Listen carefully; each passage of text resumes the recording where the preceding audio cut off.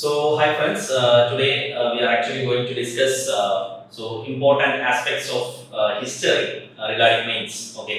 അപ്പോൾ നമ്മൾ മെയിൻസിന് എങ്ങനെയാണ് എന്ത് ചെയ്യുന്നത് സോ കോൾഡ് അപ്രോച്ച് എങ്ങനെയാണ് ചെയ്യേണ്ടത്, ഒരു റൈറ്റിംഗ് എങ്ങനെയാണ്, അതിന് കൂടുതൽ ടോപ്പിക്സ് ഏതൊക്കെ ടോപ്പിക്സ് ആണ് നമ്മൾ ഫോക്കസ് ചെയ്യേണ്ടത് എന്നുള്ളതാണ് എന്ത് ചെയ്യുന്നത്, ഹോളിസ്റ്റിക് വ്യൂ ആണ് നമ്മൾ എന്ത് ചെയ്യുന്നത് ഈ ഒരു സെഷനിൽ നോക്കാനായിട്ട് പോകുന്നത്. So how to approach history for mains. Okay, so welcome to the session. And then okay, so for history as usual എന്താണ് നമുക്ക് സോഴ്സസ്, അതേപോലെ തന്നെ സിലബസ് ആൻഡ് ഓൾസോ ഒരു സെക്ഷണൽ ആയിട്ടാണ് എന്ത് ചെയ്യുന്നത് നമ്മൾ നോക്കാനായിട്ട് പോകുന്നത്. അപ്പോൾ ഓരോ സെക്ഷൻസ് നമ്മൾ ഡിവൈഡ് ചെയ്തിട്ടാണ് എന്ത് ചെയ്യുക നോക്കുക. ഓക്കെ, അപ്പോൾ ഒരുവിധം നമ്മളൊന്ന് പ്രിപ്പയർ ചെയ്ത് തുടങ്ങുമ്പോൾ നമുക്ക് എൻഷുർ ചെയ്യേണ്ട കുറച്ച് കാര്യങ്ങളുണ്ട്. That means we have to ensure that എന്താണ് നമ്മൾ ലേൺ ചെയ്യുന്നത് പ്രോപ്പർ ആയിട്ടാണോ, എക്സാം പോയിന്റ് ഓഫ് വ്യൂ നിന്നാണോ എന്നുള്ളത്. അപ്പോൾ ഒന്ന് നമ്മുടെ പ്രോപ്പർ ലേണിംഗ് ആവുമ്പോൾ നമുക്ക് വരുന്ന രണ്ട് മൂന്ന് കാര്യങ്ങളുണ്ട്. ഒന്ന് കണ്ടക്ച്വൽ അണ്ടർസ്റ്റാൻഡിംഗ് എന്ന് പറയും. ഓക്കെ, അപ്പോൾ ഓരോ ടോപ്പിക്സിന്റെയും റിലവൻസ് അനുസരിച്ച് നമുക്ക് വരുന്നത് എന്താണ് സോഷ്യോ എക്കണോമിക് പൊളിറ്റിക്കൽ ഫാക്ടേഴ്സിനെ കുറിച്ചുള്ള ഒരു എന്ത് ചെയ്യുക, ഓരോ ഡയമെൻഷൻസ് നമ്മൾ എന്ത് ചെയ്യുന്നത് മനസ്സിലാക്കുന്നതും ഓരോ ടോപ്പിക്കിനെ കുറിച്ച് എന്ത് ചെയ്യുന്നത് അപ്രോച്ച് ചെയ്യുമ്പോൾ വെറൈറ്റി ഓഫ് ഡയമെൻഷൻസ് എന്ത് ചെയ്യുക മനസ്സിലാക്കാനായിട്ട് ശ്രമിക്കണം. ആൻഡ് ഓൾസോ ഇപ്പോ എന്താ പറയാ കുറച്ചുകൂടെ ക്വസ്റ്റ്യൻസ് വരുന്നത് എന്താണ് കുറച്ചുകൂടി ഇന്റർ ഡിസിപ്ലിനറി ആയിട്ടാണ് എന്ത് ചെയ്യുന്നത് വരുന്നത്. ചിലപ്പോൾ ഏൻഷ്യൻ ഹിസ്റ്ററി എന്ത് ചെയ്യും മോഡേൺ ആയിട്ട് കണക്ട് ചെയ്യും, അല്ലെങ്കിൽ എന്താണ് ഏൻഷ്യൻ മെഡീവൽ മോഡേൺ ഒരു ഇവല്യൂഷൻ ആണ് എന്ത് ചെയ്യുക ചില ക്വസ്റ്റ്യൻസിൽ എന്ത് ചെയ്യുക വരിക. ഓക്കെ, സോ അപ്പോൾ അതേപോലെ തന്നെ എന്താണ് ക്രോണോളജിക്കൽ റീകോൾ, എന്താ ചിലപ്പോൾ ടൈം ലൈൻ ബേസ്ഡ് ആയിട്ടുള്ള അല്ലെങ്കിൽ പേഴ്സണാലിറ്റി ഓറിയന്റഡ് ആയിട്ടുള്ള ക്വസ്റ്റ്യൻസും കോൺട്രിബ്യൂഷൻസും ഒക്കെയാണ് എന്ത് ചെയ്യുക സിലബസ് ഓറിയന്റഡ് ആയിട്ട് വരിക. അപ്പൊ എന്ത് ചെയ്യണം, അപ്പൊ ഡെപ്ത് വൈസ് അണ്ടർസ്റ്റാൻഡിംഗ് വേണം. ബട്ട് മെയിൻസിൽ നമ്മൾ എടുക്കുന്ന സമയത്ത് സോ കോൾഡ് പ്രിലിംസിനുള്ള അത്രയും തന്നെ എന്ത് ചെയ്യണം ഫാക്ച്വൽ ഡെപ്ത് എന്ത് ചെയ്യില്ല, ആവശ്യമില്ല. ഒരു ബേർഡ്സ് ഐ വ്യൂ എന്ന് പറയും. അതായത് നമ്മൾ ഒരു സബ്ജക്റ്റിനെ അപ്രോച്ച് ചെയ്യുന്ന ഒരു ടോപ്പ് വ്യൂ എന്നാണ് എന്ത് ചെയ്യേണ്ടത് അപ്രോച്ച് ചെയ്യുന്നത്. അപ്പൊ ഒരു ഹോളിസ്റ്റിക് ആയിട്ടുള്ള വ്യൂ ആണ് എന്ത് ചെയ്യുന്നത് മെയിൻസിന് എപ്പോഴും നമുക്ക് ഹെൽപ്ഫുൾ ആവുക. Okay, so will start the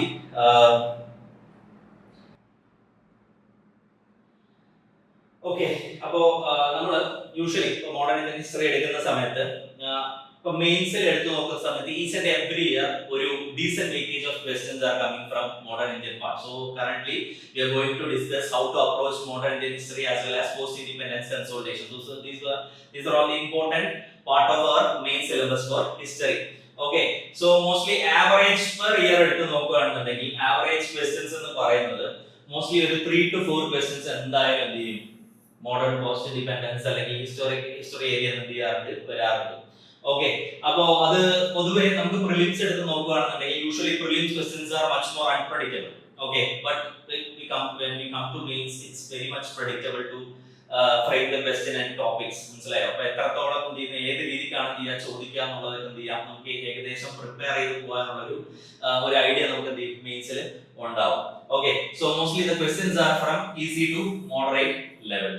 okay, അപ്പോൾ എന്താണ് ഒന്ന് നമ്മൾ നേരത്തെ പറഞ്ഞ പോലെ തന്നെ എന്താണ് മെയിൻസിൽ വരുന്നത് കുറച്ചുകൂടെ പ്രെഡിക്റ്റബിൾ ആണ്. ആൻഡ് ഓൾസോ ഹൈഡ് ഏരിയാസ് അതേപോലെ തന്നെ കുറെ ഇമ്പോർട്ടന്റ് ഏരിയാസ് നമ്മൾ ഫോക്കസ് ചെയ്ത് കഴിഞ്ഞാൽ നമുക്ക് റൈറ്റിംഗും അതിനനുസരിച്ച് ഒന്ന് അഡാപ്റ്റ് ചെയ്ത് കഴിഞ്ഞാൽ it will be very easy for us to എന്ത് ചെയ്യാം frame the answers. Okay, so അപ്പോൾ അതാണ് each and every year A decent amount of questions are coming from this area. അപ്പോൾ ടോട്ടൽ ഒരു ഹിസ്റ്ററി എടുക്കുകയാണെന്നുണ്ടെങ്കിൽ ഏകദേശം 35 to 40 മാർക്സിന് എന്ത് ചെയ്യുന്നുണ്ട് ഓൺ ആൻ ആവറേജ് എന്ത് ചെയ്യുന്നുണ്ട് വരുന്നുണ്ട്. അറൗണ്ട് ഒരു 35 to 40 marks on an average എന്ത് ചെയ്യുന്നുണ്ട് മോഡേൺ ഇന്ത്യൻ ഹിസ്റ്ററി എന്നോ അല്ലെങ്കിൽ ഹിസ്റ്ററി എന്നൊരു ഡീസന്റ് വെയിറ്റേജ് എപ്പോഴും 250 മാർക്സിൽ ചോദിക്കാറുണ്ട്. ഓക്കെ, സോ ദെൻ അപ്പോൾ നമ്മുടെ starting with main syllabus. Okay, so we know already that എന്താണ് so syllabus is very important. So പ്രിലിംസിന് ഇങ്ങനെ ഒരു ഡിഫൈൻഡ് ആയിട്ടുള്ള ഒരു സിലബസ് ഇല്ല. So that makes the prelims much more uncertain and difficult. And they are also asking very deep questions, factual questions, but in case of mains we don't need to have that much of factual kind of understanding. So we need much more conceptual kind of understanding here. So the modern Indian history starts with significant events, issues and personalities involved. Okay, so during the period of 18th century, mid of 18th century ആണ് ഇത് പറയുന്നത്. That means 1750s ആണ് ഇത് specifically എന്ത് 1750s എന്ന് പറയുന്ന ആ ഒരു ഇയർ ആണ് സ്പെസിഫിക്കലി എന്ന് പറയുന്നത് ഫോക്കസ് ചെയ്യാനായിട്ട് എന്ത് ചെയ്യുന്നത് UPSC നമ്മളോട് പറയുന്നത്. ഓക്കെ, സോ 1750s സ്റ്റാർട്ടിംഗ് എന്ത് ചെയ്യാം തുടങ്ങുന്നു. അതിൽ എന്ത് ചെയ്യുന്നു അതിന്റെ ഡയമെൻഷൻസ് എങ്ങനെയാണ് വരുന്നത് events, then issues and then personalities. Okay, so ഓരോ ഫ്രീഡം സ്ട്രഗിൾ ആണെന്നുണ്ടെങ്കിലും അല്ലെങ്കിൽ എന്താണ് വൈസ്രോയ്സ് ആണെങ്കിലും ഓരോ പേഴ്സണാലിറ്റി ഓറിയന്റഡ് ആയിട്ടുള്ള ക്വസ്റ്റ്യൻസ് എന്ത് ചെയ്യാറുണ്ട് യൂഷ്വലി ചോദിക്കാറുണ്ട്. That will see later. And then national movements. ഇത് ടോട്ടലി ഒരു സെക്ഷൻ ഓഫ് സിലബസ് ഡീൽ ചെയ്യുന്നത് ബ്രിട്ടീഷ് കൊളോണിയൽ ഹിസ്റ്ററിയാണ്. ആൻഡ് ദെൻ ആഫ്റ്റർ ദാറ്റ് ഒരു second stage of topics deal ചെയ്യുന്നത് ടോട്ടലി നാഷണൽ മൂവ്മെന്റ്സിനെയാണ്. ഓക്കെ, സോ അപ്പോൾ നാഷണൽ മൂവ്മെന്റ്സ് ആണ് ചെയ്യുന്നത്, നാഷണൽ മൂവ്മെന്റ്സ് ആണ് ഒരു സെക്ഷൻ പറയുന്നത്. ഇപ്പൊ നാഷണൽ മൂവ്മെന്റ്സ് എടുത്തോണെങ്കിൽ എന്താണ് ഓരോ stages like extremist phase, moderate phase and Gandhian era. So there are lot of questions from those eras. And then എന്താണ് കോൺട്രിബ്യൂട്ടേഴ്സ്, എന്താണ് കോൺട്രിബ്യൂഷൻസ് എന്തൊക്കെയാണെന്നുള്ളത് എന്ത് ചെയ്യുന്നുണ്ട് ചോദ്യങ്ങളായിട്ട് എന്ത് ചെയ്യാറുണ്ട് വരാറുണ്ട്. ഓക്കെ, സോ അപ്പോൾ അതേപോലെ തന്നെ എന്താണ് ഫ്രീഡം സ്ട്രഗിൾ ആണ് സെക്കൻഡ് ഏരിയ എന്ത് ചെയ്യുന്നത് മെയിൻലി നമ്മളോട് ഡിമാൻഡ് ചെയ്യുന്നത്. And then post independence consolidation. After independence എന്താണ് മാറി വരുന്ന governments and also the decisions and also the major milestones of development and also history they will ask from here. Okay, so that's it. അപ്പോൾ ഇതാണ് syllabus നമ്മളോട് പറയുന്നത്. So ഒരു defined ആയിട്ടുള്ള syllabus ഉണ്ട്. ഇവൻ ദോ ഒരു എന്താണ് ഒരു 4-5 ലൈൻസിലാണ് തരുന്ന സിലബസ് എങ്കിൽ പോലും but we have A definite syllabus with ideas. അപ്പോൾ തീംസ് എന്ത് ചെയ്യുന്നുണ്ട് നമുക്ക് കൃത്യമായിട്ട് എന്ത് ചെയ്യുന്നുണ്ട് പറയുന്നുണ്ട്. ഓക്കെ, സോ ദെൻ ഇപ്പോ നമ്മള് സോഴ്സസിലേക്ക് പോകുമ്പോൾ മെയിൻസിൽ കൂടുതലായിട്ട് ഹെൽപ്ഫുൾ ആവുക. അപ്പോൾ പ്രിലിംസിന് എടുത്ത് നോക്കുന്ന സമയത്ത് so NCERTs are also important for prelims as well as mains, but more than prelims the NCERTs will definitely help us for clearing mains because questions are coming from these textbooks directly. Okay, so NCERT theme based ആയിട്ടുള്ള questions കുറേ അധികം ചെയ്യാറുണ്ട് ചോദിക്കാറുണ്ട്. Okay, so അപ്പോൾ നമ്മുടെ sources എന്ന് പറയുന്നത് don't compromise with NCERT textbooks. Okay, so don't compromise reading NCERT textbooks. Okay, so you have to read each and every NCERT textbooks because directly these themes are repeatedly asked by UPSC. Okay, ipo pand old NCERT പഠിച്ചു നോക്കുകയാണെങ്കിൽ history of modern India Bipin ചന്ദ്രയാണ്. അപ്പോൾ അതിൽ എന്ത് ചെയ്യുന്നു അതൊരു chronological ഓർഡറിലാണ് എന്ത് ചെയ്യാം അവര് അറേഞ്ച് ചെയ്ത് വെച്ചിട്ടുണ്ടാവും. പക്ഷെ ഇവിടെ എന്ത് ചെയ്തു themes in history part 1, themes in history part 2, part 3, അതായത് ഏൻഷ്യന്റ് മിഡീവൽ മോഡേൺ ഉള്ള ടെക്സ്റ്റുകളാണ്. അപ്പോൾ മോഡേൺ നമ്മൾ റെഫർ ചെയ്യേണ്ടത് തീംസ് ഇൻ ഹിസ്റ്ററി പാർട്ട് 3 ആണ്. ഇതിലെ തീംസ് ആയിക്കോട്ടെ പാർട്ടീഷൻ അല്ലെങ്കിൽ റബൽസ് ആൻഡ് രാജ്, അതേപോലെ തന്നെ എന്താണ് കൊളോണിയൽ അഡ്മിനിസ്ട്രേഷൻ, ഇതിനെ കുറിച്ചെല്ലാം തന്നെ ക്വസ്റ്റ്യൻസ് എന്ത് ചെയ്യാറുണ്ട് ചോദിക്കാറുണ്ട്. So NCERTs especially new NCERTs are very important regarding the mains preparation. So direct questions are asked from these areas. And then mostly എന്താണ് so standard of the text book എന്ന് പറയുന്നത് എന്താണ് so Bipin ചന്ദ്രയാണ്. So we have to refer these sources as usual. എന്താണ് all over India most of the aspirants might be referring to this particular textbook called as Spectrum, popularly known as Spectrum, brief India, brief history of modern India. And then post independence consolidation Biman Chandrade എന്നൊരു text ഉണ്ട്. But I would suggest that you can go with the Spectrum itself. Spectrum തന്നെ much more than sufficient ആണ് because സ്പെക്ട്രത്തിൽ എന്ത് ചെയ്യുന്നുണ്ട് post ഇൻഡിപെൻഡൻസും മോഡേണും Advent of യൂറോപ്യൻസും തൊട്ട് എന്ത് ചെയ്യുന്നുണ്ട് post independence തീരുന്നവരെ consolidated ആയിട്ട് എന്ത് ചെയ്യുന്നുണ്ട് വെൽ ഫ്രെയിംഡ് ആയിട്ടാണ് ചെയ്യുന്നത് സ്പെക്ട്രം കൊടുത്തിരിക്കുന്നത്. So this the post independence of consolidation അല്ലെങ്കിൽ India since independence by Bipin Chandra moreover എന്താണ് ഒരു സ്റ്റോറി ലൈനോട് കൂടിയിട്ടാണ് ചെയ്യുന്നത് പോകുന്നത്. എക്സാം പോയിന്റ് ഓഫ് വ്യൂ നിന്ന് നമുക്ക് അത്ര ഹെൽപ്ഫുൾ ആവണമെന്നില്ല. Okay, so one time read ആണ് ഞാൻ സജസ്റ്റ് ചെയ്യുന്നത്. അപ്പോൾ this you can do. Okay, so these are all the sources. So we gone through the syllabus. Okay, and then we are going through the sources to refer for modern Indian history. Okay, ഇനി ഞാൻ ചെയ്യുന്നത് വെച്ച് കഴിഞ്ഞാൽ ഇതിനെ completely എന്ത് ചെയ്തു ഒരു topic based analysis അല്ലെങ്കിൽ ഒരു തീം ബേസ്ഡ് അനാലിസിസ് ആയിട്ട് എന്ത് ചെയ്തു കൊണ്ടുവന്നതാണ്. സോ അപ്പോൾ repeated themes are coming from modern Indian history, so from specific areas. Okay, അപ്പൊ എന്താണ് ഒന്നാമത്തെ ചില ക്വസ്റ്റ്യൻസ് ഒക്കെ തന്നെ റയർലി എവല്യൂഷൻ ഓഫ് കോൺസ്റ്റിറ്റ്യൂഷൻ അല്ലെങ്കിൽ ഹിസ്റ്റോറിക്കൽ ബാക്ക്ഗ്രൗണ്ട് ഓഫ് കോൺസ്റ്റിറ്റ്യൂഷന്റെ എവല്യൂഷൻ അല്ലെങ്കിൽ ബ്രിട്ടീഷ് രാജ്യത്തിൽ നിന്നും തുടങ്ങി പല ആക്ടുകളിൽ നിന്നും എങ്ങനെയാണ് കോൺസ്റ്റിറ്റ്യൂഷനിലേക്ക് എന്ത് ചെയ്യുന്നത് ഇവോൾവ് ആവുന്നത് എന്നുള്ള ക്വസ്റ്റ്യൻസ് ഒക്കെ എന്ത് ചെയ്യാറുണ്ട് ചോദിക്കാറുണ്ട്. One time the asked a question from government of India 1935. Okay, so then economic history of India, economic criticism, economic critics എന്ത് ചെയ്യുന്നു നാഷണലിസ്റ്റുകൾ എങ്ങനെയാണ് ബ്രിട്ടീഷ് രാജ്യത്തെ എക്കണോമിക് ക്രിറ്റിസിസം അതിന്റെ വ്യൂസ് എങ്ങനെയാണെന്നുള്ളത് എന്ത് ചെയ്യുന്നു ക്വസ്റ്റ്യൻസ് ആയിട്ട് വരുന്നു. And then administrative changes happened during the British period. അത് സിവിൽ സർവീസ് റിഫോംസ് അല്ലെങ്കിൽ പ്രസ് റിഫോംസ് എടുക്കാം, പോലീസ് റിഫോംസ് എടുക്കാം, ജുഡീഷ്യൽ റിഫോംസ് എടുക്കാം. So all these coming under administrative changes. So repeated ആയിട്ട് ചോദിച്ച ഏരിയാസും അതായത് high potential area questions can be asked from these areas and these are very important four mains എന്ന് പറയുന്ന areas ആണ് നമ്മൾ ഇവിടെ സെക്ഷൻസ് ആയിട്ട് ഡിവൈഡ് ചെയ്തിരിക്കുന്നത്. And also women, the section of women is very important. So women related to the personalities എന്ന് പറഞ്ഞൊരു section ഉണ്ട്. അപ്പോൾ women personalities എന്ത് ചെയ്യുന്നു വളരെ ഇമ്പോർട്ടന്റ് ആണ് UPSC അപേക്ഷിച്ച്. So their contribution in national movements, revolutionary ആയിട്ടുള്ള മൂവ്മെന്റ്സിലും അതേപോലെ തന്നെ സോഷ്യൽ റിഫോം മൂവ്മെന്റ്സിലും ഒക്കെ വിമന്റെ പാർട്ടിസിപ്പേഷനെ കുറിച്ച് ചോദ്യം വരാനുള്ള ചാൻസസ് എന്താണ് വളരെ കൂടുതലാണ്. And then Gandhian perspective അല്ലെങ്കിൽ Gandhian view അല്ലെങ്കിൽ Gandhian contribution വരുന്ന മൂവ്മെന്റ്സ്, ഗാന്ധിയുടെ mass movements, quit India, non corporation, CDM പോലുള്ള മൂവ്മെന്റ്സ് ഡയറക്റ്റ് ആയിട്ടുള്ള ക്വസ്റ്റ്യൻസ് എന്തെങ്കിലും റീസെന്റ് ഇയേഴ്സിൽ 25 24 തന്നെ എന്തെയ്യുണ്ടായിരുന്നു ചോദിച്ചിട്ടുണ്ടായിരുന്നു. ക്വിറ്റ് ഇന്ത്യ മൂവ്മെന്റിനെ കുറിച്ച് ഡയറക്റ്റ് ആയിട്ട് എന്തെയ്യുണ്ടായിരുന്നു ചോദിക്കുന്നുണ്ടായിരുന്നു. ആസ് യൂഷ്വൽ നാഷണൽ മൂവ്മെന്റ്സ് എന്ത് ചെയ്യാം വരാം. സോ അത് എന്ത് ചെയ്യാം ഗാന്ധി റിലേറ്റഡ് ആയിരിക്കാം അല്ലെങ്കിൽ ഐസൊലേറ്റഡ് ആയിട്ട് എന്ത് ചെയ്യാം ഒരു പർട്ടിക്കുലർ നാഷണൽ മൂവ്മെന്റിനെ തന്നെ ഫോക്കസ് ചെയ്തിട്ട് എന്ത് ചെയ്യാം ചോദിക്കാം. And rebels and raj എന്ന് പറയുമ്പോൾ ഉദാഹരണത്തിന് 1857 റിവോൾട്ട്, അതേപോലെ തന്നെ സിവിൽ റിവോൾട്ടുകൾ ഉണ്ട്. ഓക്കെ, സോ ട്രൈബൽ റിവോൾട്ടുകൾ, ഓക്കെ, അങ്ങനെയുള്ള റിവോൾട്ടുകളൊക്കെ എന്ത് ചെയ്യാം നമുക്ക് ബേസിക്കലി ചോദിക്കാം. Okay, so that kind of things also can be asked. Okay, അപ്പൊ നമ്മൾ എവിടുന്നാണ് തുടങ്ങേണ്ടത്, നമുക്ക് എന്താണ് പഠിച്ചത്, നമ്മൾ ഇപ്പൊ ചെയ്യാൻ പോകുന്നത് എന്താണ് എഴുത്ത്, ദാറ്റ് മീൻസ് റൈറ്റിംഗ് പാർട്ടിലേക്ക് കിടക്കുന്നില്ല. So that will see at the end of the session. So we will focus more on topics. So what to study, what not to study എന്നുള്ള രീതിയിലാണ്. അപ്പോൾ മെയിൻസിന് എടുക്കേണ്ട അപ്രോച്ച് എന്ന് പറയുന്നത് not just factual understanding but എന്ത് ചെയ്യുന്നു ഒരു theoretically concept vice understanding ആണ് എന്ത് ചെയ്യുന്നത് എല്ലാ ടോപ്പിക്സിനോടും എടുക്കേണ്ട അപ്രോച്ച് എന്ന് പറയുന്നത്. അപ്പോൾ so we will analyse through each and every sections which are given here. Okay, so first one, evolution of constitution. So this is a very important topic and a high potential area. So they can ask lot of questions from this area. അപ്പോൾ എന്താണ് government of India act starting from 1858 ആണ് കൂടുതലായിട്ട് focus ചെയ്യുന്നത്. Because British colonial എറയിലെ ആ ആക്ടുകൾ, regulation act 1773 ഒന്നും അങ്ങനെ repeat ആവാനുള്ള chances ഇല്ല. Because they are not that relevant for mains. And then government of India act 1858, then Morley Minto reforms അല്ലെങ്കിൽ councils act 1919 എന്നും പറയും. Morley Minto reforms, government of India act 1919 and government of India act 1935 already asked in UPSC mains, and also Indian Independence Act 1947. These are all very important because of that just before independence introduced ആക്ടുകളാണ്. So എവല്യൂഷനിൽ just എന്ത് ചെയ്യുന്നു ഒന്ന് തട്ടി വീണാൽ സ്വാതന്ത്ര്യം എന്ന് പറയുന്ന രീതിക്ക് നിൽക്കുന്ന സ്ഥലങ്ങളാണ്. അപ്പോൾ അതൊക്കെ എന്ത് ചെയ്യും ചോദിക്കും. And also from August offer 1940s എന്ന് എടുക്കുകയാണെന്നുണ്ടെങ്കിൽ ഓഗസ്റ്റ് ഓഫർ 1940 മുതൽ. Okay, so World War time period ആണ്. So it's a, I mean these are all എന്താണ്, so 1939 മുതൽ 1945 വരെ World War II ആണ്. So അപ്പോൾ World War II ലേക്ക് ഇന്ത്യൻ സപ്പോർട്ടിന് വേണ്ടി ഇന്ത്യക്കാരെ കുറച്ചുകൂടെ റീകൺസൈൽ ചെയ്യാനായിട്ട് ഇന്ത്യൻ സപ്പോർട്ടിന് വേണ്ടിയിട്ട് British making a lot of effort.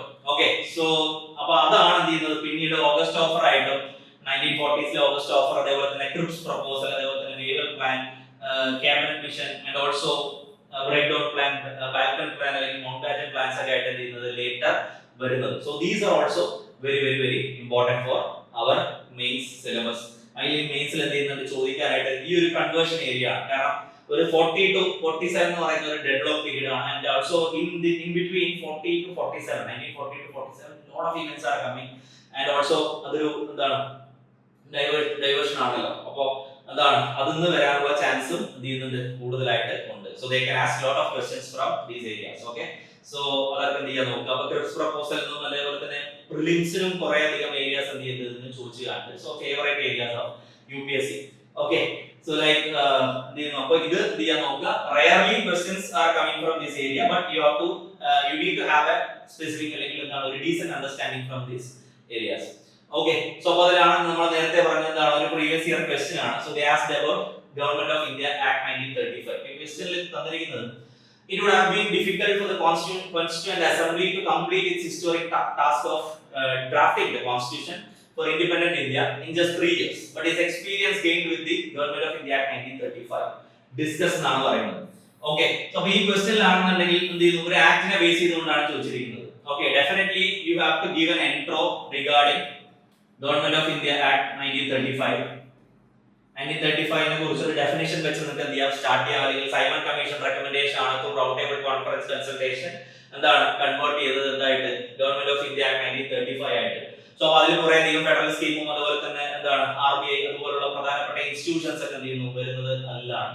So കുറെ അധികം റിഫോംസ് എന്ത് ചെയ്യുന്നുണ്ട് അതിന്റെ പാർട്ടായിട്ട് വരുന്നുണ്ട്. So that you have to mention only if you studied about the features of this particular act. അപ്പോൾ ഈ ആക്ടിന്റെ ഫീച്ചേഴ്സ് അറിഞ്ഞാൽ മാത്രമേ എന്ത് ചെയ്യാൻ പറ്റത്തുള്ളൂ. ഓക്കെ, നിങ്ങൾക്ക് ഇതിൽ പ്രോപ്പർ ആയിട്ട് ഒരു ബോഡി എന്ത് ചെയ്യാൻ പറ്റുള്ളൂ എഴുതാനായിട്ട് പറ്റുള്ളൂ. Okay, so you have to study about the features and then you have to conclude with what. അപ്പോൾ അതായത് ഗവൺമെന്റ് ഓഫ് ഇന്ത്യ ആക്ട് 1935 എന്ന് പറയുന്ന ആക്ടിന്റെ റിലവൻസും സിഗ്നിഫിക്കൻസും എങ്ങനെയാണ് ഒരു പുതിയ കോൺസ്റ്റിറ്റ്യൂഷൻ ഫ്രെയിം ചെയ്യാനായിട്ട് ഹെൽപ്പ് ചെയ്തെന്നുള്ള. Because we borrowed lot of provisions from government of India act 1935. അപ്പൊ അതും കൂടെ ഒന്ന് നോട്ട് ചെയ്തിട്ട് എന്ത് ചെയ്യാം, കൺക്ലൂഡ് ചെയ്യാം. വളരെ പോസിറ്റീവ് നോട്ട് അതില്ല കൺക്ലൂഡ് ചെയ്യാം. And also till 1947 Indian dominion actually ഒരു കോൺസ്റ്റിറ്റ്യൂഷൻ ഉണ്ടാവുന്നത് വരെ എന്ത് ചെയ്യുന്നു, ഇന്ത്യൻ ഡൊമിനിയൻ എന്ന് പറയുന്നത് റൂൾ ചെയ്യുന്നത് ഏത് ആക്ടിന്റെ അണ്ടറിലായിരിക്കുന്നതാണ് എന്ത് ചെയ്യുന്നത് പറയപ്പെടുന്നത്. Administrated under government of India 1935 എന്നാണ് 1947 ആക്ടിൽ കൊടുത്തിരിക്കുന്ന ക്ലോസ് എന്ന് പറയുന്നത്. സോ മോസ്റ്റ്ലി എന്താണ് അത് വളരെ റെലവെന്റ് ആയതുകൊണ്ടാണ് അങ്ങനെ ഒരു ക്വസ്റ്റ്യൻ വന്നിരിക്കുന്നത്. ആൻഡ് ഓൾസോ തന്നിരിക്കുന്ന ഡിസ്കസ് എന്നാണ്. So you can write anything, okay, not specifically they are asking. അപ്പോൾ ഇങ്ങനെ ഒരു ക്വസ്റ്റ്യൻ എന്ത് ചെയ്തിട്ടുണ്ട് വന്നിട്ടുണ്ട്. അപ്പോൾ historical evolution of constitution, that is a very important topic for mains. Okay, and then economic history of India, this is also a favorite topic അല്ലെങ്കിൽ relevant topic അല്ലെങ്കിൽ potential topic എന്ന് പറയുന്നത് in future also they can ask lot of questions from this area. Okay, so high potential area ആണ്. So അത് എങ്ങനെ വേണമെങ്കിലും എന്ത് ചെയ്യാം, അവർക്ക് ഫ്രെയിം ചെയ്യാം. ഉദാഹരണത്തിന് എന്ത് ചെയ്യാം, ബ്രിട്ടീഷിന്റെ ഒരു ഏർലി എസ്റ്റാബ്ലിഷ്മെന്റ്സ് എങ്ങനെയാണ്, അതിന്റെ കൺസോളിഡേഷൻ ഓഫ് പവർ എങ്ങനെയാണ്, ട്രേഡ് എങ്ങനെയാണ് നടന്നത്, പ്ലണ്ടർ എങ്ങനെയാണ് നടന്നത്, how we got affected by the establishment of British institutions in India. So അങ്ങനെ ഒരു ചോദ്യം എന്ത് ചെയ്യാം വരാം. ഓക്കെ, അപ്പൊ നമുക്ക് പ്രിലിംസിലെ പോലെ ഡയറക്റ്റ് ഹിറ്റ് ആയിരിക്കില്ല, ബട്ട് ഓവറോൾ എന്ത് ചെയ്യുന്നു, ഒരു കാലഘട്ടത്തെ എടുത്തുകൊണ്ടാണ് എന്ത് ചെയ്യുക, ഒരു പെർട്ടിക്കുലർ ടൈം പീരീഡ് എടുത്തിട്ട് അതിനെ അനലൈസ് ചെയ്യാനായിട്ടാണ് എന്ത് ചെയ്യുക ക്വസ്റ്റ്യൻസ് പൊതുവെ വരിക. So you have to focus these areas. So we are now actually going through the important areas that we need to focus for. അല്ലെങ്കിൽ എന്തൊക്കെ themes ആണ് നോക്കി വെക്കേണ്ടത് ഒരു പ്രിലിംസ് അല്ലെങ്കിൽ ഒരു മെയിൻസിന് അപ്പിയർ ചെയ്യുന്ന സമയത്ത് എന്തെല്ലാം ഏരിയാസ് ആണ് എന്ത് ചെയ്യേണ്ടത് നോക്കി വെക്കേണ്ടത് എന്നുള്ളതാണ്. ഓക്കെ, സോ എക്കണോമിക് ക്രിറ്റിസിസംസ് ഉണ്ട്, ദാറ്റ് ഈസ് വെരി ഇമ്പോർട്ടന്റ്. അപ്പോൾ ഇത് വളരെ വളരെ ഇമ്പോർട്ടന്റ് ആണ്. ഉദാഹരണത്തിന് ദാദാഭായ് നവറോജി, അതുപോലെ തന്നെ രമേശ് ചന്ദ്ര ദത്ത്, അതേപോലെ തന്നെ കുറെ അധികം നാഷണൽ മൂവ്മെന്റ്സിലെ തന്നെ പേഴ്സണാലിറ്റീസ് എന്ത് ചെയ്തിട്ടുണ്ട്, എക്കണോമിക് ക്രിറ്റിസിസംസ് എന്ത് ചെയ്തിട്ട് നടത്തുന്നുണ്ട്. എംജിയുടെ പോലുള്ള ആളുകൾ. Train of wealth theory is one of the example. Okay, so അപ്പോൾ അതിലേക്ക് എന്ത് ചെയ്യുന്നു, അപ്പോൾ എക്കണോമിക് ക്രിറ്റിക്സ് എന്ത് ചെയ്യുന്നു, അതിനെ കുറിച്ചുള്ള ഒരു വ്യൂ എന്ത് ചെയ്യും ചോദിക്കും. And also economic criticism potential area. And then ഇതിന് ശേഷം എന്താണ് land revenue systems. Okay, especially British time period എന്ന് എന്ത് ചെയ്യുന്നു ചോദിക്കുന്ന ചോദ്യമാണ് എന്ത് ചെയ്യുന്നത്, land revenue policies of British. Okay, so starting from Ijaradari system under Warren Hastings തുടങ്ങി ഇജാദാരി എന്ത് ചെയ്യാം, അതിൽ എന്ത് ചെയ്യണം നോക്കേണ്ടി വരും. അതേപോലെ തന്നെ എന്താണ് റൈത്വാരി, അതേപോലെ തന്നെ permanent settlement act and then Mahalwari settlement act, ഇതെല്ലാം എന്ത് ചെയ്യണം ലാൻഡ് റവന്യൂ സിസ്റ്റംസിന്റെ ആ ഒരു റവന്യൂ പോളിസീസ് എങ്ങനെയാണ് റിവ്യൂ ചെയ്തത് എന്ത് ചെയ്യണം നോക്കേണ്ടതായിട്ടുണ്ട്. So it's just like a journey. ഇതിൽ ലാസ്റ്റ് എന്ത് ചെയ്യുന്നു ടൈം ലൈൻ ബേസ്ഡ് ആയിട്ടുള്ള ഒരു ജേർണി അല്ലെങ്കിൽ എവല്യൂഷൻ ആണ് എന്ത് ചെയ്യുക ഈ സിസ്റ്റങ്ങളുടെ എല്ലാം തന്നെ ക്വസ്റ്റ്യൻസ് ആയിട്ട് വരിക. UPSC is more interested in these areas. Okay, and then economic nationalism എന്ന് പറയുന്ന ഒരു കോൺസെപ്റ്റ് ഉണ്ട്. ഓക്കെ, സോ ഡ്രെയിൻ എന്ത് ചെയ്യുന്നു പിന്നീട് ഈ ഡ്രെയിൻ തിയറി പിന്നീട് എന്ത് ചെയ്യുന്നു എക്കണോമിക് നാഷണലിസം ആയിട്ട് എന്ത് ചെയ്യുന്നുണ്ട് കൺവേർട്ട് ചെയ്യുന്നുണ്ട്. അപ്പോൾ അത് തമ്മിലുള്ള ഇന്റർലിങ്കിങ് ഒക്കെ എന്ത് ചെയ്യും ചോദിക്കും. So they can connect more dimensions in one single question. Okay, ഒരൊറ്റ ക്വസ്റ്റ്യനിൽ തന്നെ അത്രയും സാധനങ്ങൾ എന്ത് ചെയ്യാം വേണമെങ്കിൽ കണക്ട് ചെയ്തേക്കാം. Okay, and then growth of capitalism. Okay, so how this idea of capitalism came into India and what is the part of capitalism in a colonial rule, electoral influence and എല്ലാം ചെയ്യാം dimensions ആയിട്ട് എന്ത് ചെയ്യാം ചോദിക്കാം. Okay, so you have to study those areas. And then ഇങ്ങനെ കുറച്ച് questions എന്ത് ചെയ്യുന്നുണ്ട് ഈ ഒരു എക്കണോമിക് ഏരിയ എന്ത് ചെയ്തിട്ടുണ്ട് വന്നിട്ട് economic criticisms economic history. Okay, so നോക്കുക. So first question, examine critically the various facets of economic policies of the British in India from mid 18th century till independence. അപ്പോൾ mid 18th century എന്ന് പറയുമ്പോൾ 1750s മുതൽ 1947 വരെ. Okay, so economic policies എന്തെല്ലാമാണ് Britishers എന്ത് ചെയ്യുന്നത് introduce ചെയ്തത് എന്ത് ചെയ്യണം നിങ്ങൾ എഴുതേണ്ടതായിട്ട് എന്ത് ചെയ്യും. So that is what the core idea of the question, because UPSC demands an aspirant to write all these things and to analyze it critically. What are the pros and cons of all these policies? Especially ഒരു colonial rule ആണ്.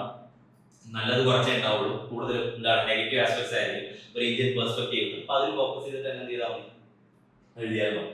Okay, the next one കണ്ടോ, ഇതേ area തന്നെ എന്ത് ചെയ്യുന്നു. ഇപ്പോൾ traditional how the decline of traditional artisanal industry in colonial India crippled the rural economy.